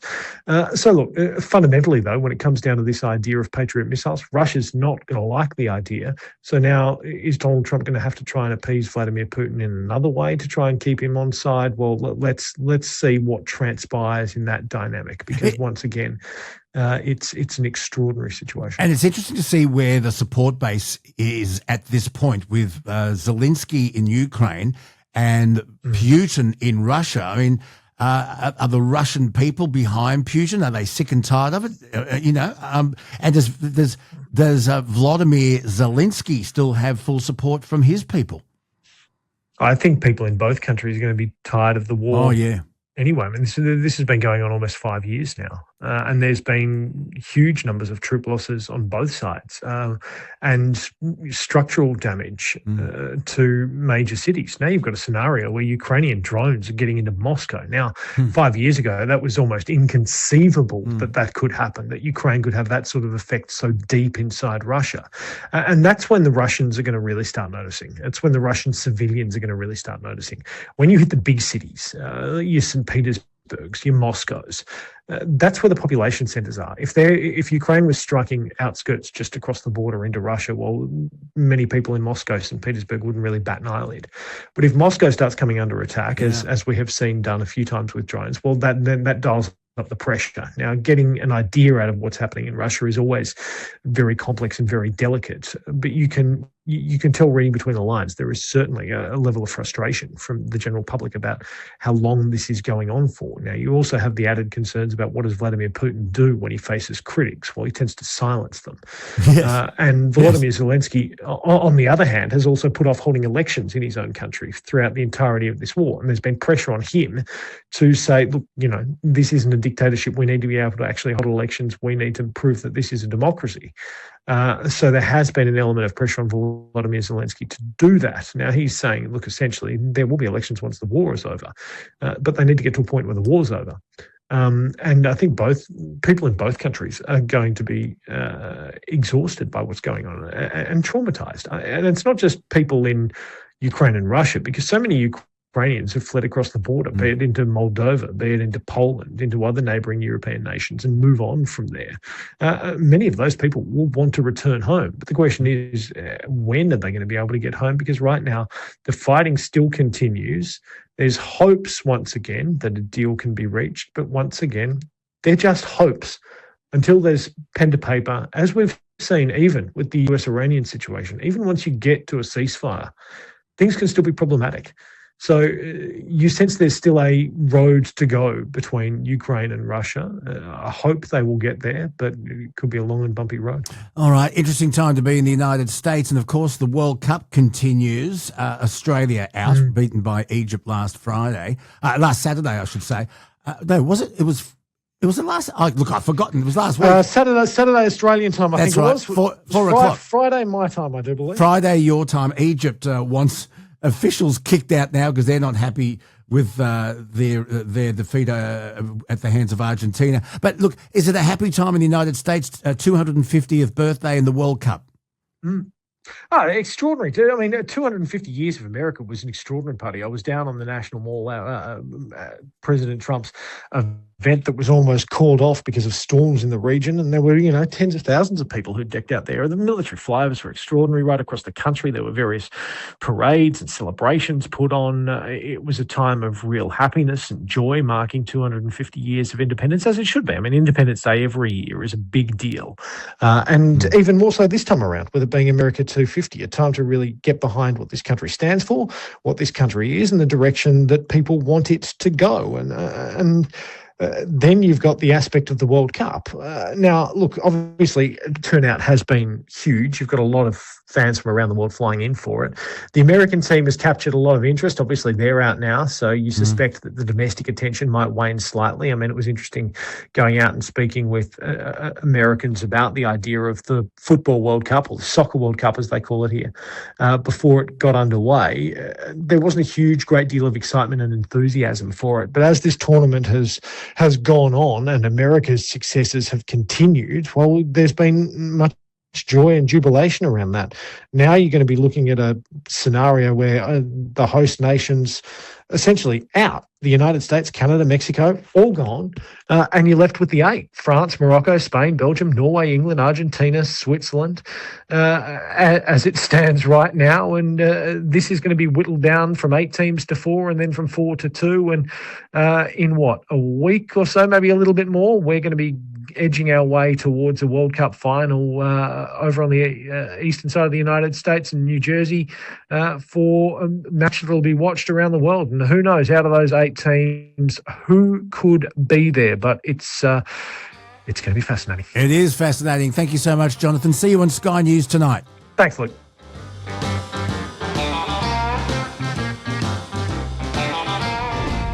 Well, we've had a lot of discussion here on the Bonafide podcast about the pros and cons of defensive driving courses. There are a number of courses that come to mind, and some people talk about advanced driving courses. Now, an advanced driving course, in my mind, is completely different to a defensive driving course. And I've said on the podcast before, I knew Peter Brock pretty well when I was living in Bathurst, and he was not a fan of advanced driving courses because he thought it gave young drivers, particularly young male drivers, an extra sense of bulletproofness. You know, I can go drifting now. Actually, when I knew Brocky, it was before the big drifting thing came in, but he thought it gave them an air of invincibility. But a defensive driving course is completely different. And I worked some time ago with a young girl at Triple M, and as a birthday present, an 18th birthday present, her auntie gave her a defensive driving course package. As a present, I thought, what a great present from an auntie. So do defensive driving courses work? Do they actually make you a better driver? Because there is another school of thought that when you are on your L's, about to get onto your P's, a professional driving lesson really just teaches you to pass a test. It doesn't really teach you how to navigate a potential lethal weapon out on our streets. 120 hours just with mum and dad enough? Does it teach you how to deal with heavy traffic? Does it teach you how to deal with nighttime driving? Does it teach you how to deal with negotiating trucks on our freeways? Well, someone whose name has been synonymous with defensive driving for as long as I can remember is defensive driver Ian Luff, who's been doing this nearly all his professional life, and he's on the phone now here on the Bonafide podcast. Good to talk to you again, Ian. Yeah, it's always a pleasure, and it's a very delicate subject because when we start talking about road carnage, trauma, there are many families, people who have been impacted by what's happening out there on our roads. Now, as we know, Luke, and we've discussed this before, no one wakes up and says, today's a great day to die, today's a great day to crash the car. I think they'll go out and have the airbags deployed. So that's why they're commonly called accidents. But as we say, accidents don't happen, they're caused. Over 95% of accidents, as the officials call them, the government bureaucrats, can be attributed to human error. And if people who are listening to your podcast, if their car's parked in the garage, it's waiting to go and have, as we say, a crash. So if we don't drive the car, we can't crash the car. So it does come back to human intervention. And there are so many elements to this whole incestuous post about what we call defensive, advanced performance driving, post-license training. Yeah. It's a bit of a red herring. The branding of it is, as we prefer to say, defensive driving. But people sometimes get on the offensive. They say, "Oh, but I'm a defensive driver. You know, I don't create problems. I don't tailgate. I don't exceed the speed limit, etc." So it really comes back to better education. If we're going to solve the horrific road toll, which is sitting at over 1,340 at this present time, that's the national road toll, highest ever, Luke.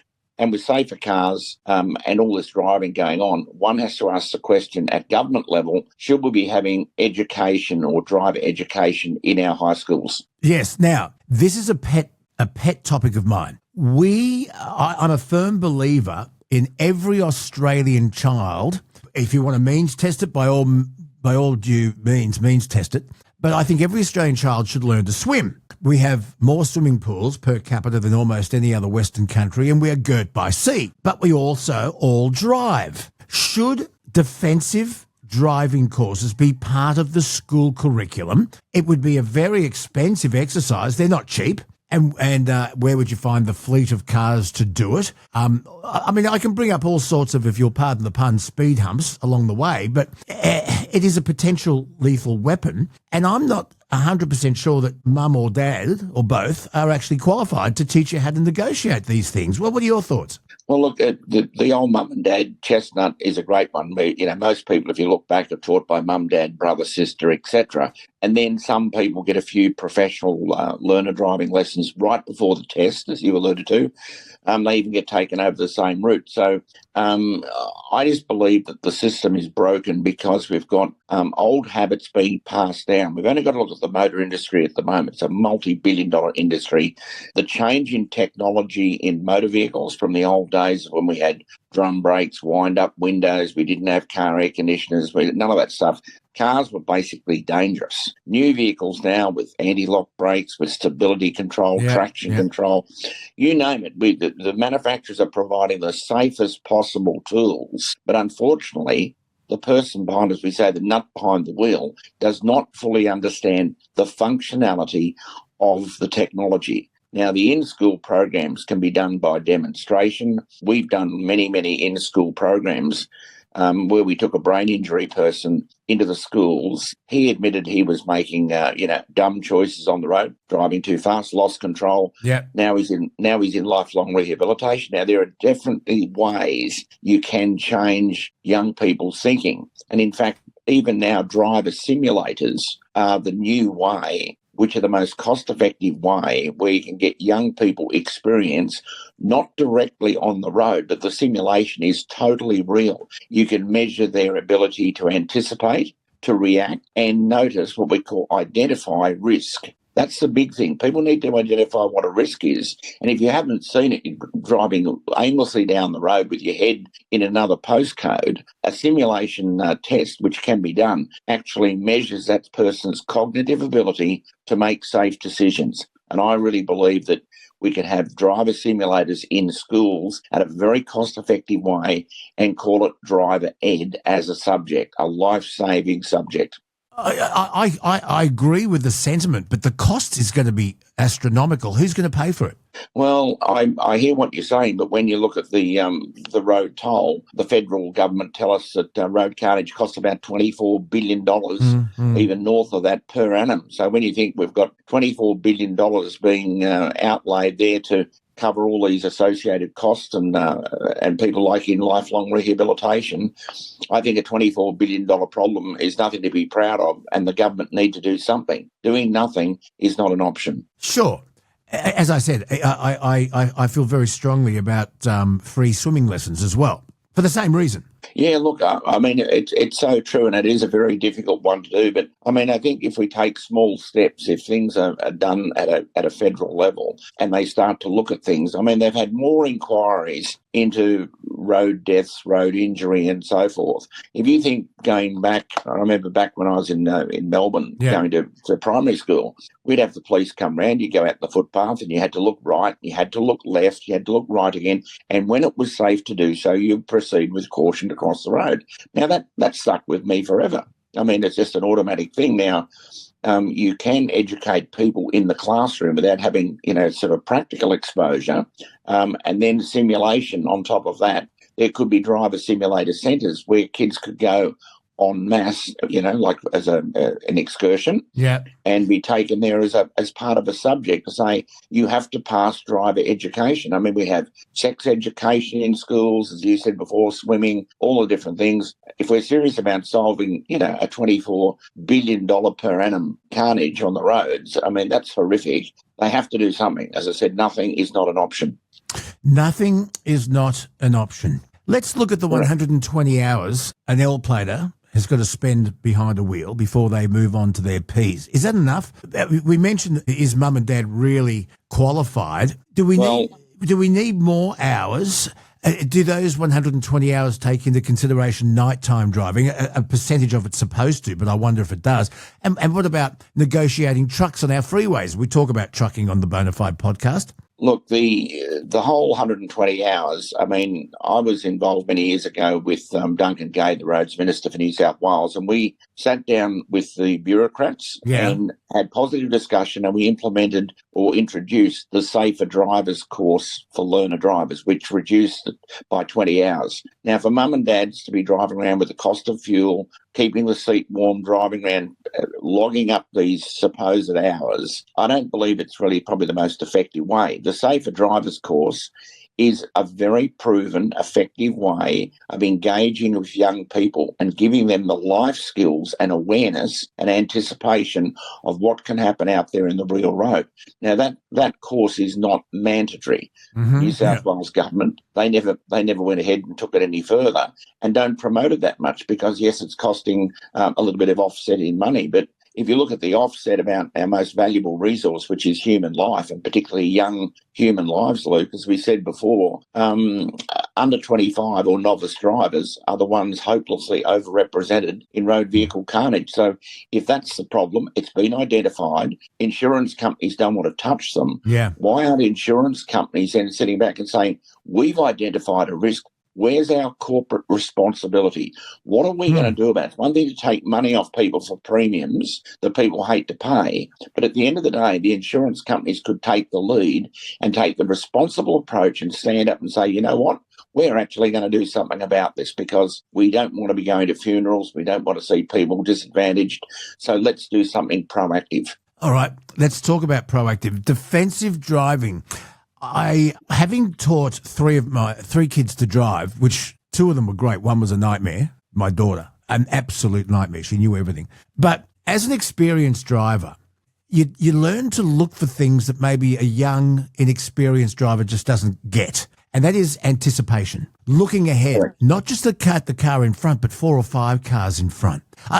Ian, can I give you an example of something that I think you only learn with experience? Driving along to go onto the Harbour Bridge one day, and I could see that I was in the blind spot of a car on my left. And I thought, I better not sit here, because I knew that they were going to change lanes to come in front of me. They did not have an indicator on, but I could tell by the body language, the head turning around, looking in the mirror. And I knew also that they couldn't see me, or maybe were struggling to see me because I was in the blind spot. But there was no indicator. But I just knew that they were going to pull out in front of me. So I slowed down, and sure enough, over it went in front of me. Now, it's hard to teach that. Look, that is so true. And that's one of the reasons with our defensive programs that we have, whether it be for fleet drivers, whether it be for novice drivers, or whether it be for more experienced drivers, we teach commentary driving. In other words, if you externalise, a bit like when people remember their times table, the old 3 3s are 9, 3 4s are 12, etc. If you externalise what you're driving, the police do it in all of their training with the young probationary drivers. You have to speak out loud what you can see, because if you just, particularly if parents are listening, if you're just sitting in the passenger seat and your offspring is in the driver's seat and they've got their lip zipped, in other words, mute, you don't know what they're seeing because you don't know what they're thinking. So if you externalise the thinking, I'm driving down the road, up in front of me, the traffic light way up the road is been on green for a long time. I've checked my rear view mirror. There's a yellow car behind me. I'm now getting off the accelerator because I know the lights are going to change before I get there, blah, blah, blah. There's a person on the footpath pushing a pram, etc.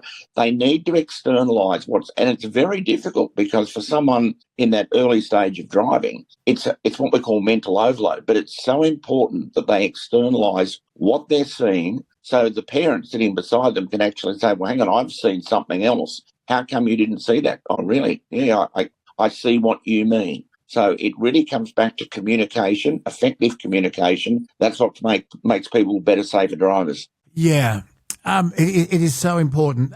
You would think maybe a car manufacturer might say, listen, this is great PR for us. Let me pick on Toyota, but I'm not. A car brand says, let's be the car provider for driving lessons within the school curriculum. Imagine the PR they'd get. Look, we've had support from car companies over many years. I mean, this year is my 44th anniversary of being in business, which I'm very proud of and still doing it. Living on the Gold Coast now, but I'm down in Sydney next week. I've got risk management programs for one of Sydney's major councils. We're down there 2 weeks before, and they said, wow, what an amazing presentation to their people about how to mitigate risk. As I said, no one wakes up and says, today, let's go and crash the vehicle. And when you put it back to the person, it's their choices they make.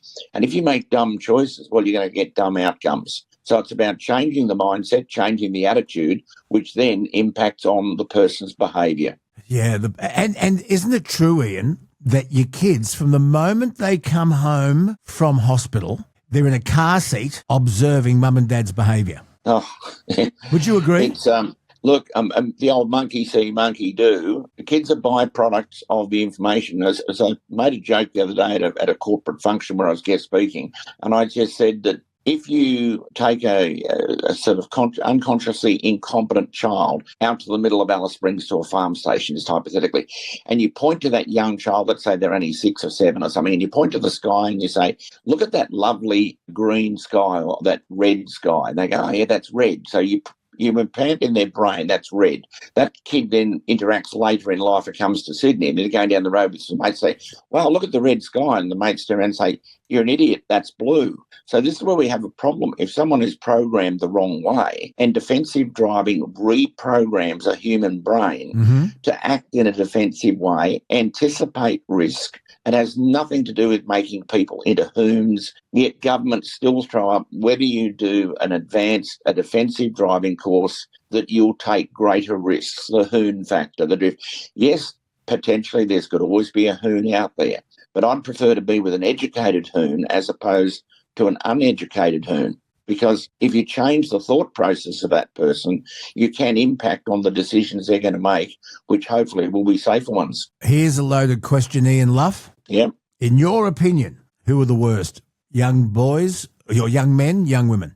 The stats definitely are stacked against young males. Is that because of testosterone and a bit of bravado and all that sort of stuff? Yeah, look, I think I'm 10 foot tall, I'm bulletproof, I won't rust. I mean, showing off, and particularly when they get to the stage of driving a motor vehicle, having extra kids in the car, the peer pressure. Yeah, look, I can go around that corner, double the speed limit, times my grandmother's age, all of it. I've heard all the things before. And look, at one stage, if we all think back to when we were young, we did think we were bulletproof. So you're trying to put an old head on young shoulders. But believe you me, the power of motivation, the power of impacting someone's thought process, you can influence young people's thinking about making smart choices. I mean, as I said, no young kid says, today I want to wake up and I want to end up in a wooden box. That does not happen. That's not premeditated. Yet we look at statistics, and as you alluded to, young males are very high, but that doesn't mean that motor vehicles discriminate against young girls either, because I can assure you we're aware of a lot of situations that have gone on. Young girls all in the car together, music blaring, turned up, totally distracted, having a great time. We're all out there having a girls' time out. Next minute, they go around a roundabout, grip turns to slip, the old-fashioned car goes out of control, and next minute, boom, we have what we call an accident. And the person says, oh, I wasn't speeding. And you think, well, hang on, maybe you're going too fast for the conditions in the pouring rain. Yeah. Do you think that the modern cars, the technology, which is impressive, is also a massive distraction? I'm looking at the big screens, the Apple CarPlay, the GPS, all of that stuff. It's designed to take your eyes off the road and look down at your entertainment unit. Look, you're right. The screens in cars have become bigger, more exciting and so forth. And yes, there is that possibility of taking the person's eyes off the road. And this is where education comes in. Blind people can't drive cars. Look, we've touched on this before. And if you take your eye off the road for 1 second at 70 kilometres an hour, well, you're travelling in round terms 20 metres. So 20 metres, if you look at your old, say, Holden Commodore, 5 metres, that's 4 car lengths. Is it possible someone could step out? Yes. So and that's only 1 second. So if the person's looking at the passenger having a conversation, because you watch how many times drivers and passengers, they look at each other. I mean, So Yep. I've always said I've said to taxi drivers when I come to Sydney and jump on board, do you mind looking at the road, because that's where the action is? And they'd look back at you and say, no, do you mind looking at the road? I'm over here, you can talk to me, you don't need to look at me. Yeah. And they find it quite amusing. Isn't that amazing? Hey, listen, when I learned to drive, my dad did most of the teaching, Mum never. And my dad was the worst driver in the world. And I failed my test twice. I finally got a professional lesson, and he didn't teach me to be a better driver. He took me on the circuit that the tester was going to take me on and taught me some tricks. Like, it was a manual. He said, put your hand, but after you've changed gears, put it back on the steering wheel between gear shifts. So the tester will look for things like that. They will count how many times you check your rear vision mirror. It taught me things like that, but didn't make me a better driver. I just learnt these things that you had to do in order to pass your test. However, the point I was getting to was I learnt on a manual. It was a Toyota Corona station wagon, 1978. And I'm really glad I learnt on a manual. Do you think you should have to learn on a manual before you drive? Because there aren't many manual cars around anymore. That's the problem. Well, look, the way that technology is going for fuel efficiency, for drivability, for sensibility, I mean, I'm a great believer in clutchless motor cars. The old days when you try to learn the friction point, you'd bunny hop, you'd stall, and if you went for the test, only if you're a shit driver. God, I could do clutch start. I could anyway.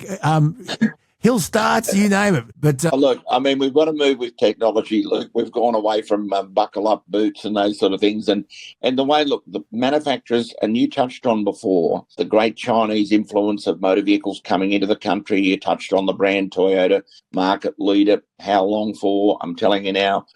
I believe that the Chinese influence of what they're doing with motor vehicles is absolutely amazing. The technology, the safety features, but I think they could take a roll-up, as you touched on before, and look at taking more of an active role in educating the people about the technologies that they're making. And that would then be a fantastic public relations integration, particularly with schools, because if you take your brand to the market, a lot of people, if they learned to drive on a Mini, they'd buy a Mini. If they learned to drive on a Volkswagen Beetle, they'd buy a Beetle. Yeah. The old Ford versus Holden that's gone on for tribal things. They were the days. Yeah, well, of course they were. You know, I was a Holden boy. I was born in Melbourne. Good boy, Ian, yeah. And I can still never forget the special badge on the back of the FJ Holden. I think there was nothing special back then about the car. Fancy putting a badge saying it's special. Oh, dear. They were great days. So a clutchless manual. I have paddles in my car and I use it all the time. I drive it manually all the time. I enjoy it. Yeah, look, and that's the thing about it, that the technology's there. But in many cases at the sales level, the handover is pretty basic, a lap round the block type of thing. Here's the keys, go you forth, have fun, etc. We could be doing a lot better, particularly with a multi-billion-dollar industry. The motor industry is driven by sales, it's driven by people, and it's driven by new people coming along. And the new technologies really need to be explained and demonstrated. We used to do, for one of the manufacturers, lots of drive days around the country where the salespeople would come out and we'd take them, out to a racetrack, not to do racing, but to take them out there to a closed private venue to show them the stoppability of a car at 60, 70, 80 and 100 kilometres an hour. Pure stopping distance, full ABS stop. And you'd see the jaws on people when you do 100 Ks, when you're travelling nearly 30 metres a second, and the car's in another postcode. Yeah. And they'd be sitting back saying, oh, my God. And then you say, now let's add reaction time, and you're in another postcode again. So it's not the speed that's the issue. It's the driver adapting themselves to the speed. Do you think that those movies, and I'll pick on one, and I'm doing it deliberately, Fast and Furious, the Fast and Furious franchise, has that been a healthy thing for young drivers? No, look, it's what we see with, gory movies, all that, like when you see fantasy drifting and particularly in the cinemas now with what they can do with AI, everything's artificially created, and that can then put an artificial thought into a young person's mind to say, well, I saw it on TV, I saw it in the cinema. If they can do it, if they can drift around that corner, full opposite lock, smoke the tyres. I mean, the average driver cannot handle what we call oversteers when the back of the car, being a rear-wheel drive car, steps out. We're probably lucky we don't have many rear-wheel drive cars anymore because, the whole fact is that cars can get away from people who haven't been professionally trained in how to counter, steer and drive out of things. And if you don't practice it, you can become rusty as well. Ian, it's so good to talk to you. Can I invite our listeners, if they've got a question, maybe they've got kids or grandkids that they're, if you're about to start driving, or maybe you think you can improve, if you've got a question, let us know, contact us, and Ian, I'll email you the questions and maybe we can get you back on and you can answer some questions. Would you like that? Look, that'd be fantastic. Yeah, that'd be really good, Luke. And we can at least put people's minds at ease, because there are a lot of worried parents out there, a lot of worried grandparents that are sitting back there thinking, well, doing, like I said before, doing nothing is not an option. And it's time that we're the wonderful country, we're the lucky country. Yep. We need to start saying, well, hang on, it's possible we can run out of luck. And that's what's actually happening with the high rate of road carnage on our roads. So let's continue the conversation. It's always a pleasure to be on with you. And as you said, if any of your listeners have got any particular questions, shoot them into you, get me back on again, and we'll take people through a process to hopefully put them on the right track. Defensive driving expert Ian Luff. Always good to talk, Ian. Thank you so much. You make a lot of sense. My pleasure. Welcome to a show called The Man Cave. Man Cave. With Bona on the mic, it's a good day. Good day. Adam McDonald and Kelsey too.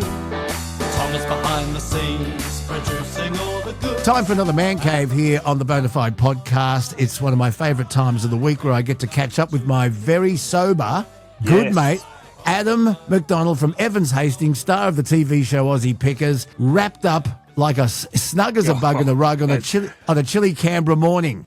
I'll tell you what, I stayed at my partner's house last night and there's no off-street parking. So this was the first morning of the year where the water was out. We're getting the ice off the windscreen. It's a wonderful time down here in Canberra. It is. It's part of it, but at least you have 4 distinct seasons in Canberra. 2 of the most beautiful seasons, spring and autumn, are just absolutely wonderful down here. It is. And you also host Floriade. Yeah, have you been? You'll only go once. Oh, really? Because I used to be a co-host on 2GB with Graham Ross and the Garden Clinic. And every year they did an outside broadcast from they did one from Floriade and the other one was from the London Flower Show. And they said that they were the 2 biggest in the world. Is Floriade ordinary, is it? Look, it's an event, you know, like there's all sorts of stalls. I'll tell you a story. I went there a couple of years ago with my ex-wife and there was a little gin store that was selling bespoke gin, locally made gin, and one was made, I think it was the secretaries of Canberra. My ex-wife turned around and says, "Does it taste like bitter tears?" Oh, really? The lady said that didn't know what to say. Oh, really? It's pretty funny. It is funny because gin, it's funny, you know, because they reckon there's a couple of fights in every bottle of rum and there's a lot of crying in a bottle of gin. I've got to go out next week to have a look at it. There's a property out near Braidwood that has a complete working distillery, gin distillery in containers, and he wants to sell the whole thing as one lot. Oh, wow. So you might be able to buy your very own gin distillery soon, so keep your eyes peeled.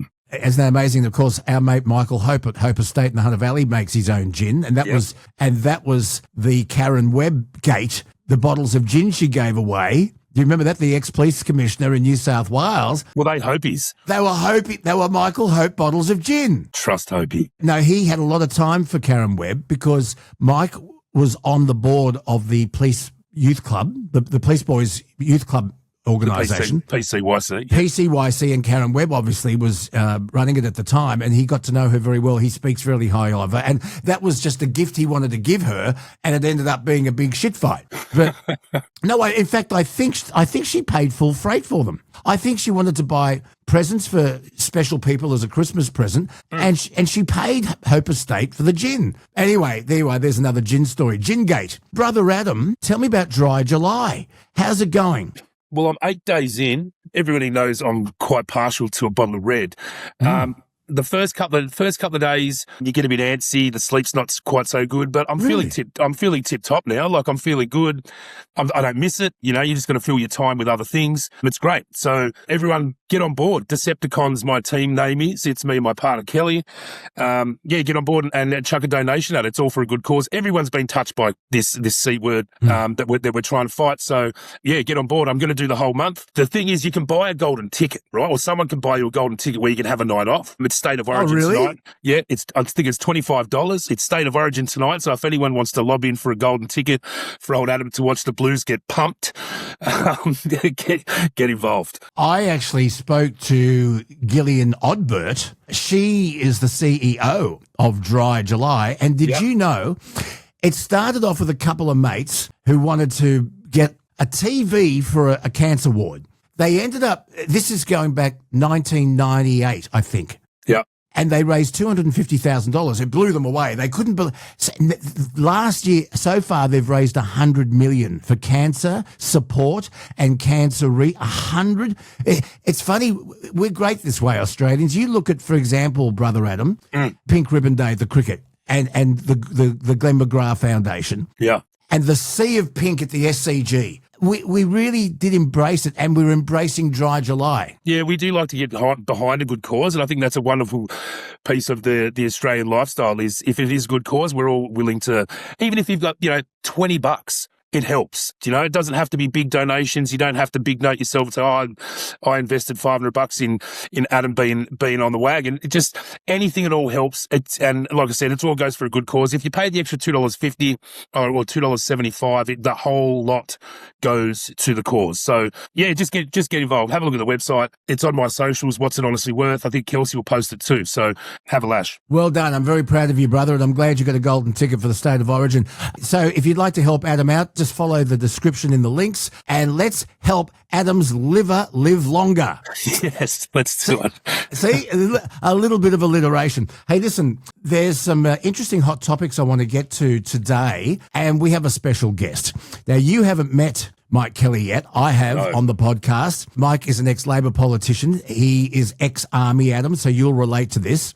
He retired as a colonel, went to Iraq, a very distinguished career in politics and in the ADF. He served Somalia, East Timor, Bosnia, I mentioned Iraq. He also was the member for the Division of Eden Monaro, which is near you. Yeah, good area. And the seat of Eden Monaro is it's a funny seat because it always, on election night, federal election night, they always concentrate on the seat of Eden Monaro as the barometer of how a federal election's going. Let's introduce Mike Kelly. Colonel Michael Joseph Kelly, ex-politician, ex-ADF, welcome to the Man Cave. Yeah, top of the morning to you, Luke and Adam. How would you be? Yeah, good to see you, mate. Where's this accent coming from? Oh, well, you said Michael Joseph Kelly, so I'm owning up to my roots. But that you know what? That's fair enough. In fact, why don't we start with one of our hot topics right now? You've used the Irish accent, so you've given me a segue. Last week, we saw another tobacco bombing, this time in Richmond in Melbourne. 12 businesses were affected by this one bombing of this tobacco store. Wiped out.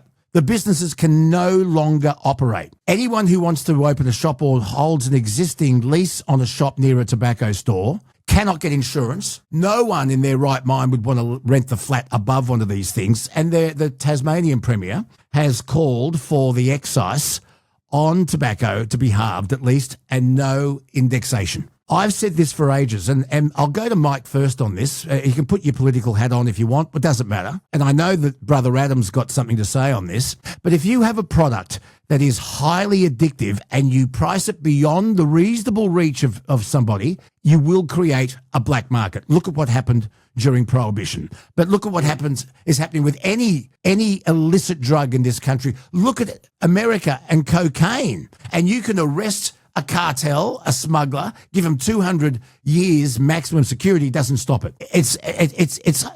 So the argument is, should we regulate illicit drugs, get rid of this excise on tobacco, bring the price of legally purchased tobacco products down so that, because 80%, Adam and Mike, 80% of tobacco sales in Australia are illegal. 80%.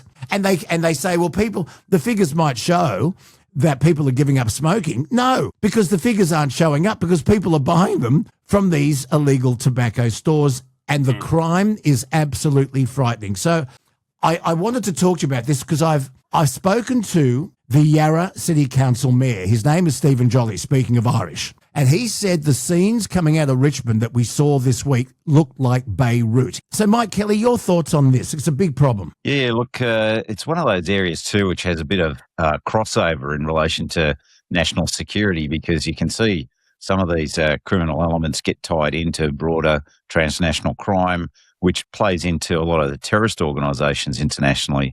Hezbollah, for example, gets 30% of its money from the drugs trade out of South America, but they're into these sorts of transnational crime activities as a revenue source. But, my sort of position on this is, you try and work with people's free will to get to where you need to be through education. I reckon a better way to do it would be to actually ban the addictive element that you find in tobacco and vaping, for that matter, with the nicotine content.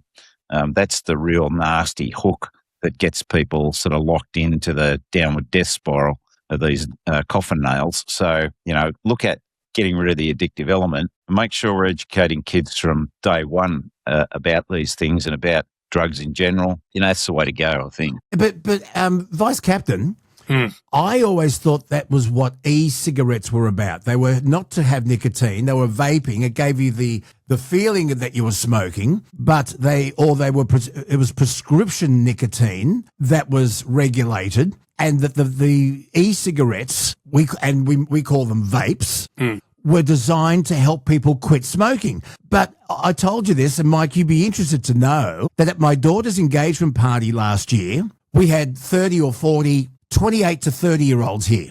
All of them were vaping. And so I asked the question, are you vaping to get off cigarettes? And they went, nah. They went straight to vapes. They bypassed the cigarette stage and they went straight to the vapes. I don't understand it, Adam. Well, when e-cigarettes first came out, they did come out for exactly that. So you can still have the action and the feeling, the feeling that you're having a gasper. But I used to smoke, then I went on to vapes. But what I used to do is I used to import the nicotine to put into vapes. So it was the same as having a cigarette, which is just fucking stupid. Anyway, that's all past me now.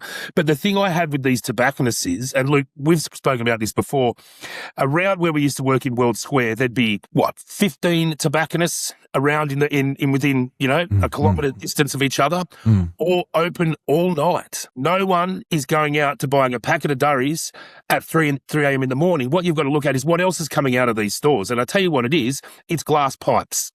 And it's for that whole illicit drug industry. That's why these shops are still open in the middle of the night, because these people who are doing that sort of stuff are so desperate to get on it. And once they score, they need a pipe, they need to go into these stores.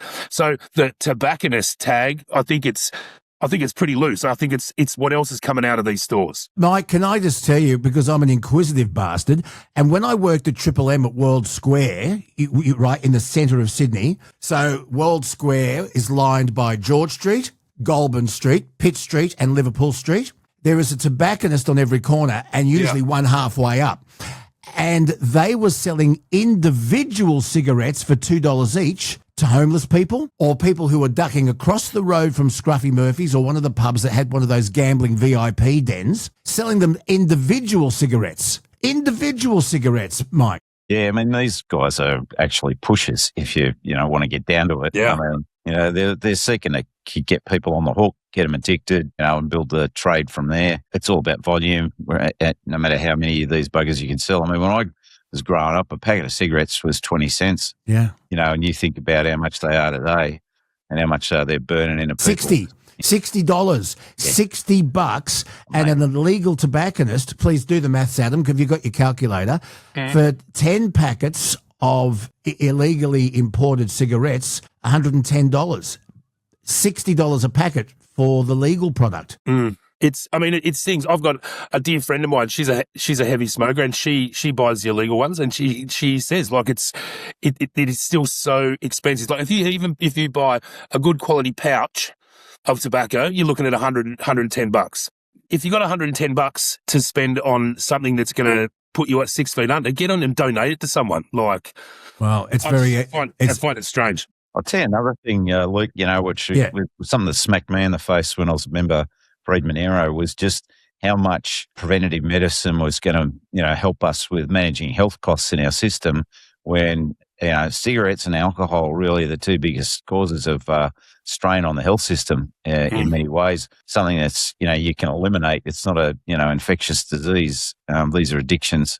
So you could do our health system a hell of a lot of good support if you could just, really educate people and have good preventative medicine programs to eliminate that from, the impact on the system, which affects all of us. The costs associated with that are just horrendous. Mike, can you tell me, with using your background, ADF background, and your background as far as terrorism is concerned, you mentioned Hezbollah getting a lot of the money from the sale of these illicit products. How does Hezbollah work?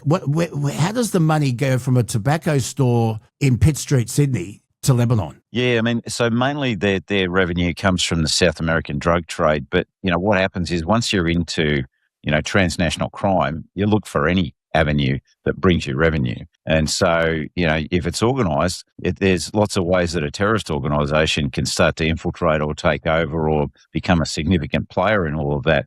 And, we've seen some of these. I mean, a good mate of mine was Nick Caldas, who used to head up the Middle East Crimes Gang, part of New South Wales Police. And, he'd tell me about these characters and, their associations. And it was no accident or surprise that some of those people ended up in ISIS, and you will remember the photographs of a couple of these characters with their kids holding up severed heads and the like.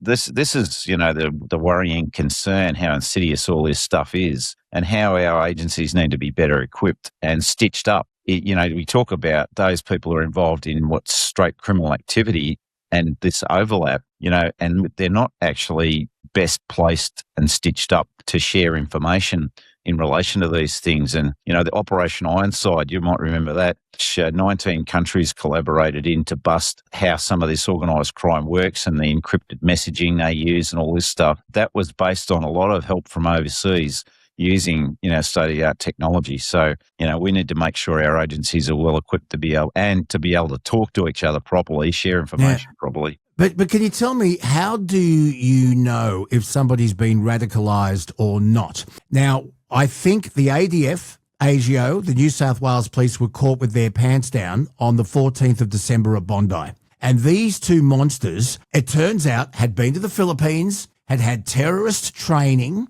They had an ISIS flag in their car, and yet they slipped through the cracks. And isn't it also ironic that you had the Bondi hero, who was a Muslim, that saved the day and saved many, many lives? So what is radicalisation? And I'm obviously segueing into the ISIS brides who have come from Syria with children, which makes it really emotive. It makes it very emotive. How do we know if someone's been radicalised and then de-radicalised? Yeah, look, the worrying thing is the way that terrorism morphed, particularly after 9/11. So, they know when they're operating in Western countries like ours, they've got to fight more sophisticated policing and intelligence operations. So their whole approach became to disaggregate. And so they create this ecosystem of terrorism. And the key part of that is how they actually manipulate and set a mindscape, brainwash people effectively. So you think about it, the young perpetrator at Bondi is able to look down his telescopic sight at a 10-year-old little girl and shoot her. Matilda. Oh. How do you do that, right? So that's all about what's going on upstairs here. And you look at people like Wissam Haddad and the Albertina Dawa Centre in Western Sydney, and the sort of stuff that gets fed to, they capture these kids, as young as possible. And that's how Hamas work. They'd take every boy in Gaza from the age of 12 and start giving them military training and then put them into the field by the age of 15, which is, by the way, a violation of the Convention on the Rights of the Child. And so, this is how it's like the old George Orwell Animal Farm story and Napoleon the pig grabbing the puppies when they're young. This is how it works. And so our job is to really unpick this whole ecosystem, get to the sources of where they're distorting these young people's minds, and also to make sure our general education system is inoculating our kids against, the misinformation, disinformation crap that they're seeing on their social media, which is the real insidious part of this whole story. And some of the social media is obviously hidden behind, the walls that the agencies need to penetrate, where people get information about how to put together improvised explosive devices, etc. And then all the holes in our system, you mentioned the agencies, they lack the horsepower to properly monitor and surveil people who are known sympathisers, right? You need to digitise the data points, that are really critical to this, like the National Firearms Registry. That came to the surface when those 2 police were killed in Queensland, 2022. And the interim report from the Royal Commission pointed out that the objective there is to finally get a working system by 2028. And they used a fairly pointed comment saying that timeline was unduly leisurely. And they're dead right. It should have popped up on an operator or analyst screen that the old man of this young perpetrator had 6 firearms. And we have to understand that out there are people in our country with the same mindset, with access to the same weapons and the ability to acquire precursor materials for explosive devices. So it's urgent we make sure we get on top of this and properly equip our agencies as well. With the firearm ownership, I think you've got to really look at location, like where you are. Why do you need 6 firearms when you're living in suburbia? We used to live off the land and, we used to ride on the sheep's back in this country, and there are genuine, legitimate people that need firearms. So I Pest control, for example. Exactly right. So I think for me, the main thing would be your location. Like, why do you need so many guns when you're living in suburbia? Please explain. Well, that's it. It's like having that information right's the key. So they know they had an original bright red thread. That young bloke was a known sympathiser for ISIS. Therefore, you need to know as an agency that the father of a character like this has gone on board 6 weapons. Never mind the weapons. It's about, the information about who's getting them and why. That's the really critical part of all this. So the agencies didn't have that information. And in parts of Australia where there are coppers who are still filling in paper forms about this stuff, in this day and age, we should have this national system, so that our authorities are well equipped to zero in on someone like this and make sure they're not acquiring that. It's frightening. And they slipped through the cracks, and look at the devastation. God, strike me. 55 of our fellow Australians shot in about, half a minute. It was like the most heinous terrorist act in our history. And you know what? And I'm not blaming police, because the police do a great job. They put their lives on the line. They're the people running towards danger when we're running away. But I'm talking about the chain of command. When you look at the enormous amount of anti-Semitism, particularly aimed at the Jewish population of that area, Bondi, and here you are, a Jewish celebration day, why weren't there more police there to start with? Yeah, these are serious questions that are being asked. And, to his credit, Chris Minns came right out after this and owned it and said, look, this was a failure, because, by definition it was. Tell that to Matilda's family. Yeah, I don't think it was. Like, how can you preempt that? Like, how can you say, there's a particular group of society having a celebration, let's go and get around them just in case something happens? Like, I don't know. I don't think the police can be blamed too much. Like, no one would have preempted that, though. No one in a million years would have preempted that. I would have, because there were Jewish schools that had to employ their own security guards, Adam, because the students... This is Bondi Beach. Like, this is Bondi Beach, like... Yeah, but Adam, the backstory there is more, worrying than that. It was... So we watched 2 years of this sort of stuff escalating, right? So it began with vandalism, like our war memorials here in Canberra, shamefully being, vandalised. And then it kept escalating till you got synagogues and childcare centres being burnt down. And for a long time, I was pointing out, where this ends, this escalation continues. It's going to be, bodies dropping. And the information was there, about the threat. And the community security group was kind of talking to the authorities and warning about the need for better security for a community event like this. And so there were police around, and they were incredibly brave on the day. Yes, they were. Seriously injured, but they didn't have long arms. They didn't have the ability to really take these characters out quickly, unfortunately. So that was a lesson learned. But the thing is that's the world we're in at the moment, is the Jewish communities kind of increasingly having to fortify, their locations, community facilities, etc. And that's just unacceptable. And so it comes back to this issue of, we need to make sure that we're not allowing these malign actors, these bloody terrorists, to distort and warp Australian youth in particular to be able to do this sort of stuff. All right. It's a terrible, terrible topic, but we've got to discuss it, and I'll be very interested to read the fine line of the Royal Commission into this. It's just so awful that this happened on Australia, and my granddaughter's birthday, 14th of December. I'll never forget the date. It's just awful. Listen, I wanted to get both your opinions on something. We've had a bit of discussion recently about Australia's birth rate dropping off. And, of course, everyone says, well, if we don't have a tax base in 18 years, we've got to increase immigration because we're not breeding and we're not creating taxpayers. And when I talk to my kids who are of child breeding age, the biggest negativity that they come up with is cost of living. Yeah. And that it costs a lot of money to raise a child, and childcare is absolutely through the roof. So Kelsey and I were having a chat about this. Do we need more childcare centres that are part of an existing school that's free? Absolutely. Who wants to go first? I remember raising Wonder Boy, and my mother and him, it was like she was at work, but it was almost a moot point her being at work, because her money she was working, the money she worked for went to childcare.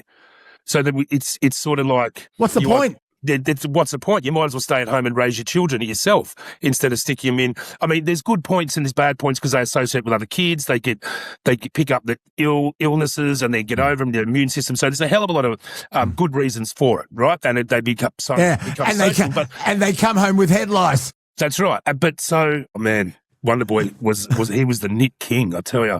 Yeah, you're safe. You're safe, by the way. Safe as houses.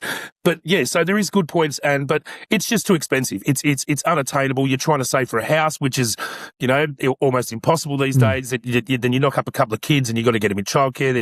It is really, really hard. Yeah, it's like, having it associated with the schools is really the way we ought to go. And I think, the governments need to assume responsibility here, because we've learned in recent years just how important those early years are from a cognitive development point of view. Yeah. And the problem is you need professionals doing this stuff. And so that's where, you start escalating the costs if you're training these people properly. So this is where I think it's got to be, you take the private sector out of here, because we've seen some really horrendous stories recently about mistreatment of kids in these facilities. So, then we have to work out a way to properly fund it, and maybe, it's what some of, smart businesses in Australia have taken some responsibility in this space to make sure they've got, if you've got quality workers who are adding to your productivity and your value, then, reinvesting in them by making sure they can actually give you their best attention, with kids being locked into the sort of systems like this. And everybody knows, both parents have got to be working these days to have any chance of getting a home. So that's just where we're at. And can I throw in one more?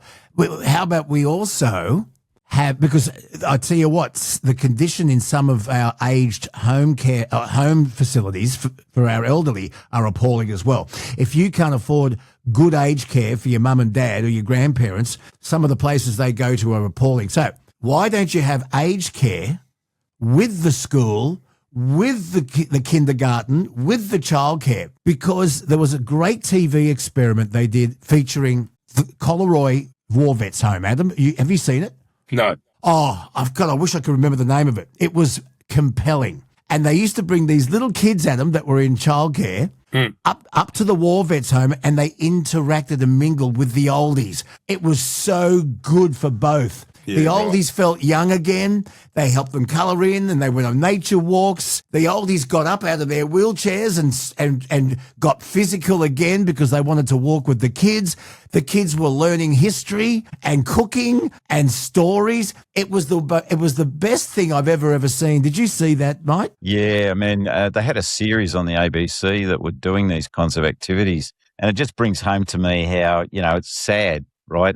I look at my subcontinent friends, and they really embrace their elderly. They don't, they have the kind of universal family group all the way through life, and they understand their responsibility to look after those who looked after them, wipe their bums and all the rest of it. But to have that continuing link with the young to the very old is such an important thing, and it's so uplifting for really both ends of that spectrum, benefit from that. So if we're not going to have the sort of universal family sort of mode operation like people like the subcontinent people do, then, you got to find other ways to sort of deal with that. Yeah. And to the benefit, it's going to improve our kids and it's going to uplift our old folks who helped build this country, who often fought the wars that give us our liberty, and, to treat them like we do is just not right. Me and my sister my mother's just sold her house and she's going into a retirement home. So we scoped out quite a few, and some of them I wouldn't let my dog live in. Like some of them were absolutely deplorable, and they were it's such a sad place to be where, you've got to a certain age and now you're just in this shithole with people that don't really give a shit, that don't really care, it's not really clean. So we looked long and hard for one for my mum to go into, which is great. When they're good, they're absolutely fantastic. But yeah, it'd be a hard space to be in. And you mentioned that people from the subcontinent. You're right. I had Italian friends, and their grandmother lived with them, and it was wonderful. But you see, their mum also was a stay-at-home mum. She was great because she used to work at the tuck shop. You get free pies occasionally.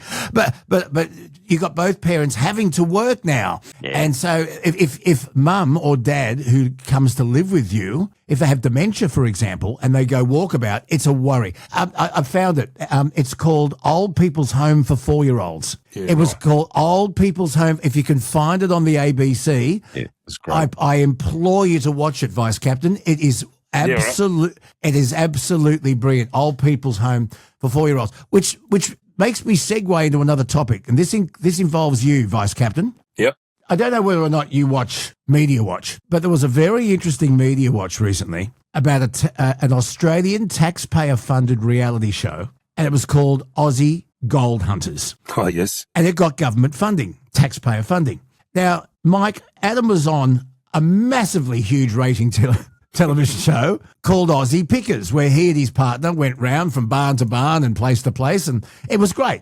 It was a really good show. It turns out that the ABC's Media Watch, what they did was they featured scenes from the show that were obviously staged. And in fact, there was one scene there. I'll get Kelsey to play a bit for you here, where there was a poacher that came along to their site and stole their gold. Well, when that poacher's face was seen on telly, it was one of the producers of the show. Yeah. How stupid was that? Anyway, here's what Media Watch had to say about Aussie Gold Hunters. Here it is. But surely the company behind this production would never fake a robbery. So what's going on over here? Hey! Hey, what are you doing? What do you think you're doing, mate? Wait! Wait! Get on the quad, yeah, bloody poachers. Get on the quad. Hey! They never caught that poacher in the night, I'm sad to say, but we did. Because in the rushes... Can't get on the quad! Yeah, keep running, buddy.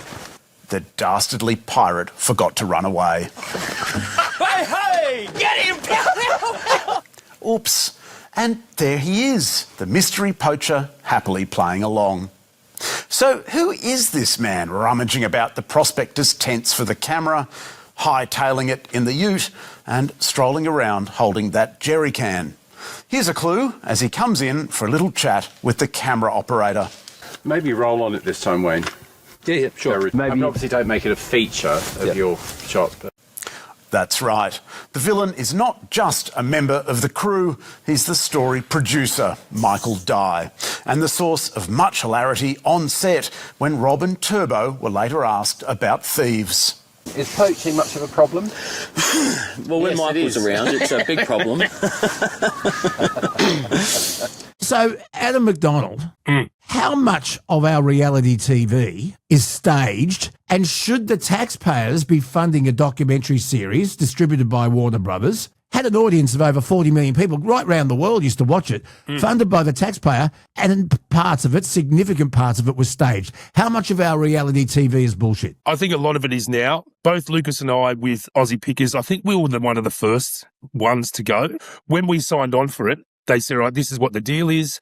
Do you want to know what you're going to look at? And we both said, no, we just want to know. We're going to go and see Laurie, and he's got industrial stuff, and that's it. Because we're not actors. You know, we want to be genuinely excited, we're disappointed, angry, upset, whatever. So we made a stipulation when we signed on that we don't want to know what's there. Like it'll be, he's got cars and that's it. So you get the genuine reaction.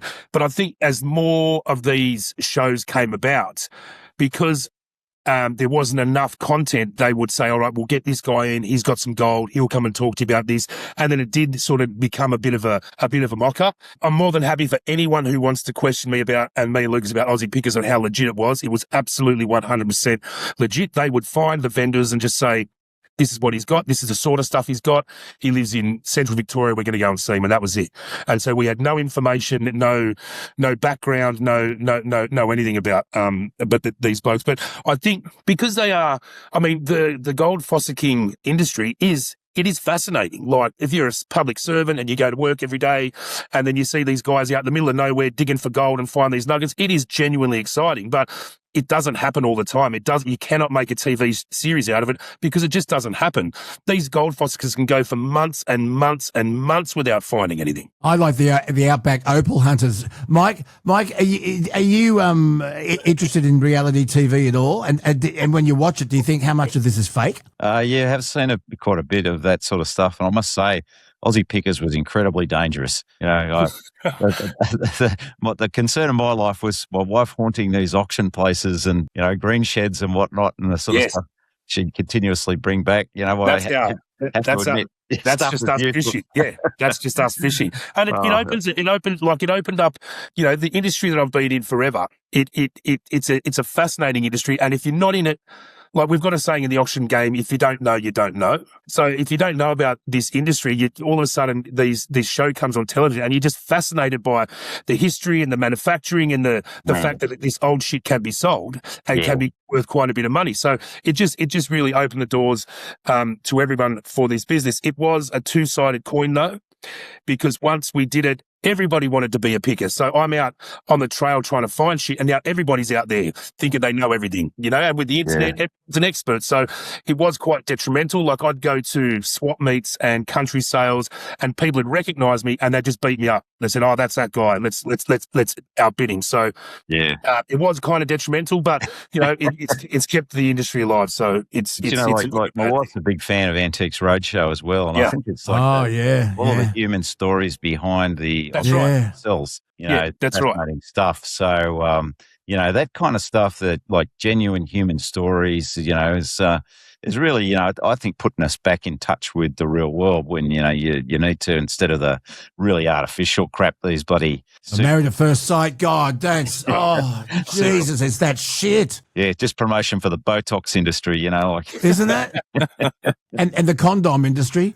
I wish their parents had used them. But it reminds me... And Mike, Adam, you probably, does the name Charles Van Doren ring a bell to you, Vice Captain? No. Okay. Charles Van Doren was the central figure in a huge TV quiz show in America in the 1950s. He came from a scholastic background. His father was a professor, a pure academic. He was a golden boy, good-looking, blonde hair, and he was the carryover champion on the NBC TV show 21. And he kept winning and winning, and the audience loved him. They wanted to see him go. But unlike our Barry Jones, who was on Pickerbox, who was the long-standing Minister for Science, a member of your political party there, Mike, Barry Jones, what an interesting character he was. But anyway, Adam, every week he'd win and win. They were giving him the answers. Yeah. And he finally admitted it. And it was a huge scandal. And they brought in regulation and legislation in America so that TV and radio quiz shows had to be a fair income. But it was Charles Van Doren and the TV show 21. Mike, do you remember that? Yeah, I mean, and it's all been revealed in several of these programs now internationally, you know, how they get manipulated. And I think the movie Slumdog Millionaire kind of built... Oh, how good was that? Yeah. Told that story quite well, you know. How good was that? Reality TV, I don't know. I do love Antique Roadshow. There's a great show that we watched called Long Lost Families. Yeah. And that's real heartstring stuff. I don't know how much of that's manipulated, but that's really, really good. Mike, it's been fantastic having you, but we finish off the Man Cave with you telling us, we're going to put Adam's brain to the test here. you're born in 1960. So let's go to the year 1967 when you were 7 years of age, or 1968 when you're 8. And I understand you came from very humble beginnings and you probably didn't have much, but is there a toy that you treasured as a child that's now gone and you wish you had back? Something you could put in your man cave or on your desk or up on your wall? Or is there a toy that we can find for you and bring back a little bit of Mike Kelly's childhood? Actually, I was thinking about this a bit, and it was actually 69 was the big critical year for all of us because it was the moon landing, right? Man, 20th of July. Adam doesn't believe. Adam thinks it was a hoax. Adam actually thinks it was a hoax. Yeah, He's one of them. Yeah, it was done in the back shed of an antiques place or something. Yeah, no, it was. it was no, look, that really captured us so much. And I was thinking about, we had made these, they were cut out lunar modules and stuff. Yeah, I had one. Yep. So, that stuff. And you had to really, fold it on the dotted line, and it made, and the eagle was the pod. Apollo 11 was the rocket. And we made little models of them, didn't we? Yeah, anything you could get hold of from that time, like that just so fascinated us. And, we were absolutely wrapped up in it. And then you'd run out in the backyard and there you were being lost in space or whatever. You're a lost in space man, not a Star Trekkie. I'm a lost in space man. Yeah, actually covered both. But, but yeah, lost in space was the big one, I love Judy. The little lunar modules, bring that back. Adam, let's go to the year 1960. I'll go to 1968. 1968. What were the top-selling toys in Australia in 1968? Well, the top-selling toys for girls was the Cindy doll, which was that little quite a large celluloid doll. But across the board, you might remember they were called a jumperoo, and basically it was just like a big inflatable ball with two little handles. Yeah. And you could bounce around. Yeah. That was probably the top selling toy in Australia. But there was a really interesting game called Go Car, and it was like a board game where you had to get your car through to basically to the finish line. But the fascinating thing about that, one of the hazards which would set you back was a breathalyzer. And this was before breathalyzers were. Are you serious? So have a look it up. The game was called Go Car, and there'd be it'd be like Monopoly where you go to jail. But it'd be the breathalyzer, and you get pulled, you land on the breathalyzer, you're back 6 spaces. In 1968? 1968. So interesting times. Wow. Like, they would have been just, what about if you could blow into something and it would have been just a fantasy thing. Do you know what I mean? Yeah. But then as time went on, we thought, well, that's probably a pretty good idea. Let's make one. So, yeah, have a look at that go-kart. But the biggest one was Jumperoo. Yeah, I have to say the breathalyzer was the greatest enemy of my old man's. Yeah, I bet. He used to be a boxing instructor at the Police Boys Club, so he used to always wear his boxing instructor Police Boys trackie top. Oh, yeah. It was a different time back then, wasn't it? It was very much so. I remember my old man, who was regular army, would knock off work and we'd all go for a counter meal, and he'd sit with the coppers and they'd all have 4 or 5 beers, then jump in the car and everyone would drive home. Totally safe, totally normal, but that was the time it was. Yeah, you were an idiot if you got caught. You were a hero if you got home. Yeah, no, I think it was good to move on from that. Yes, absolutely. I think it was too.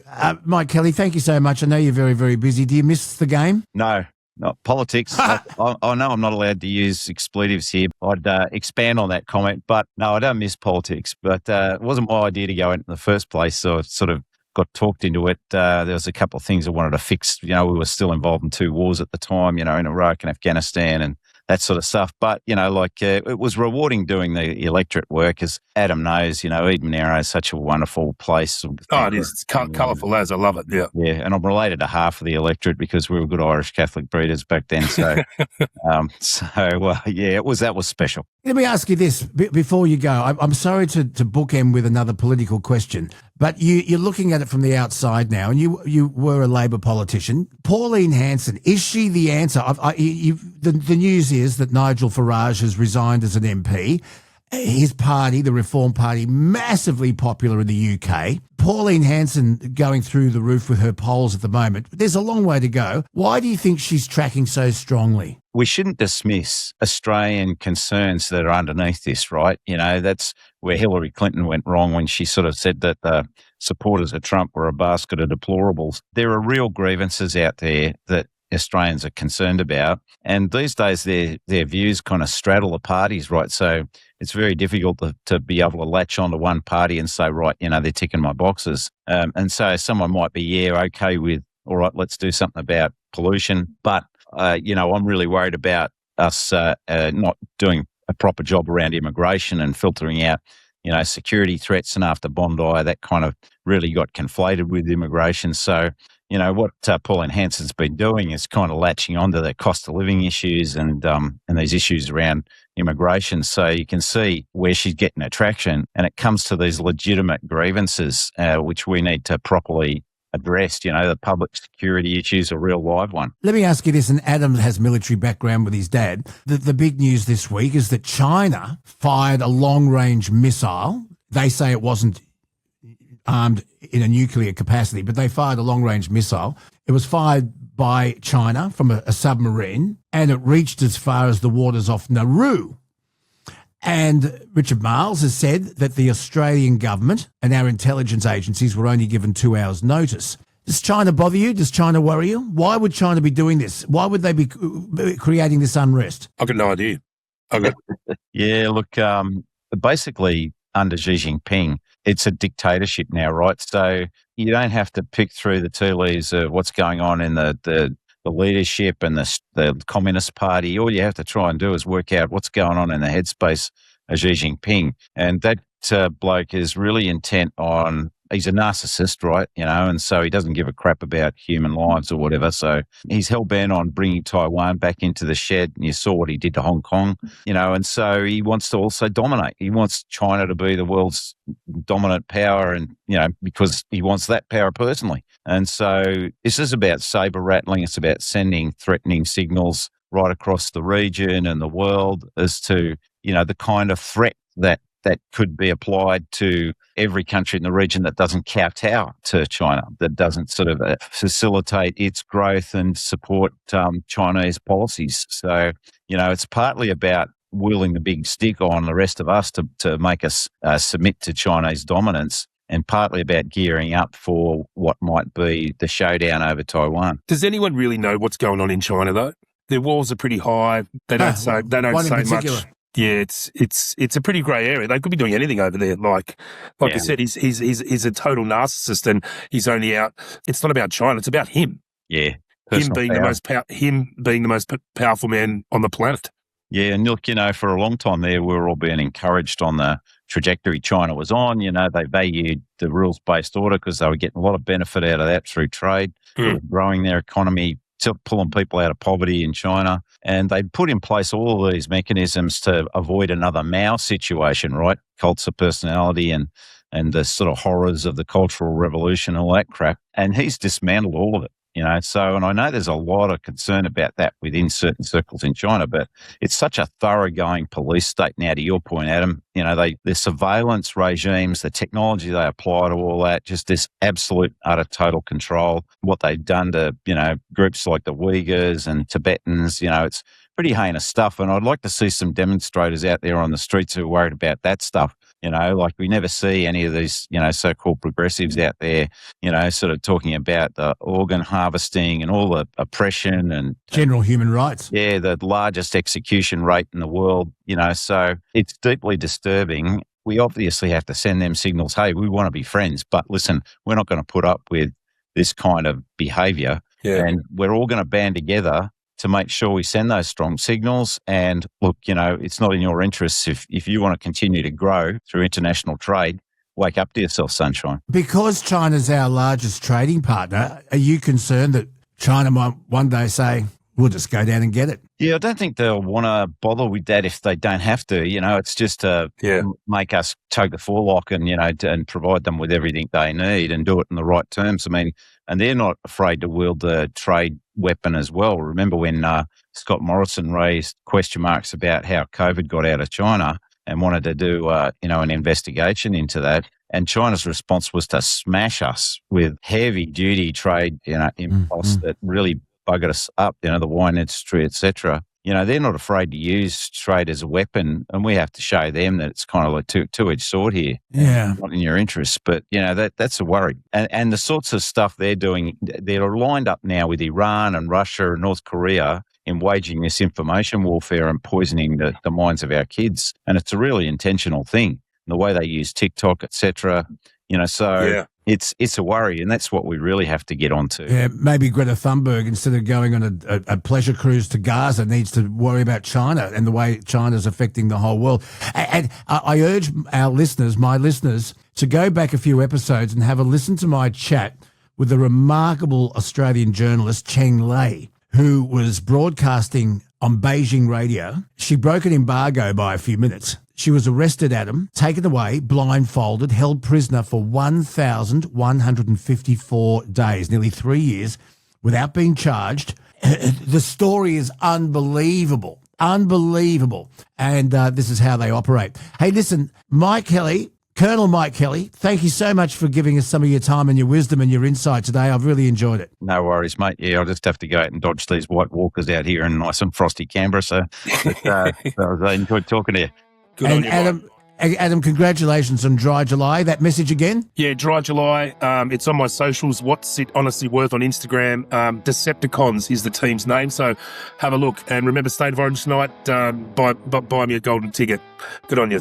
I will buy you a golden ticket. Evans Hastings. Tell us about Evans Hastings. Evans Hastings, the Valuers and Auctioneers, we've got a wonderful sale in the pipeline. It's called the Everything Holden sale. So, Memorabilia, I've got an LH Tirana, I've got a HQ Monaro, I've got an FC station wagon, I've got a HZ Kingswood, and I've got an EJ Special four-door sedan. So, some good early Holdens, and I've got model cars, memorabilia, signage, signed race programs. So, have a look at that. That'll be online soon, but there's a preview up online at the moment. ehva.com.au. Why don't we get the bloke who's running that whole thing to come on the Man Cave and he can give us a preview? How's that sound? We'll get Benny Hastings in, yes. And I tell you what, a little teaser, Brother Adam. Yes. We got an interesting bloke, Adrian Tyson, coming up, who's an expert in robotics, and he's got these robots.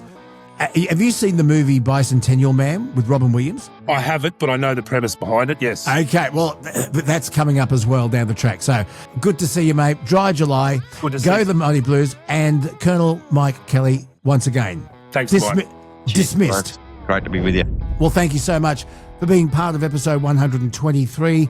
On behalf of me and the Millennial, we love you all. Please share, please care, please go safely. And we'll see you at the Casino Truck Show. Truck Show. On the 30th. 30th, 31st, 1st and 2nd. 31st. 31st. 1st and 2nd? First. Whatever. Links are in the description. Links are in the description. Good on you, Adam, for going dry in July. And you guys stay safe. Do you have a thought of the day? No, I was just thinking the other day, you know how I'm always encouraging you to keep an open mind? The trouble, of course, with having an open mind is that ill-informed, dumb, stupid people keep trying to put things in there. I would agree. Goodbye. Is that the joke?